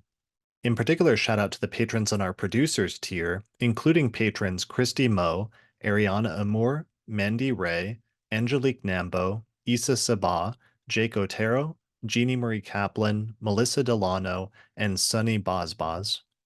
If you're looking for a reliable astrologer to get an astrological consultation with, then we have a new list of astrologers on the podcast website that we recommend for readings. Most of the astrologers specialize in birth chart readings, although some also offer synastry, rectification, electional astrology, horary questions, and more. Find out more information at theastrologypodcast.com/consultations. The astrology software that we use and recommend here on the podcast is called SolarFire for Windows, which is available for the PC at alabe.com. Use the promo code AP15 to get a 15% discount. For Mac users, we recommend a software program called AstroGold for Mac OS, which is from the creators of SolarFire for PC, and it includes both modern and traditional techniques. You can find out more information at astrogold.io, and you can use the promo code AstroPodcast15 to get a 15% discount. If you'd like to learn more about my approach to astrology, then I'd recommend checking out my book titled Hellenistic Astrology, The Study of Fate and Fortune, where I go over the history, philosophy, and techniques of ancient astrology, taking people from beginner up through intermediate and advanced techniques for reading birth charts. If you're really looking to expand your studies of astrology, then I would recommend my Hellenistic Astrology course, which is an online course on ancient astrology, where I take people through basic concepts up through intermediate and advanced techniques for reading birth charts. There's over 100 hours of video lectures, as well as guided readings of ancient texts, and by the time you finish the course, you will have a strong foundation in how to read birth charts, as well as make predictions. You can find out more information at courses.theastrologyschool.com. And finally, thanks to our sponsors, including the Mountain Astrologer magazine, which is a quarterly astrology magazine, which you can read in print or online at mountainastrologer.com. And the Northwest Astrological Conference, which is happening both in person and online, May 23rd through the 27th, 2024. You can find out more information at norwac.net.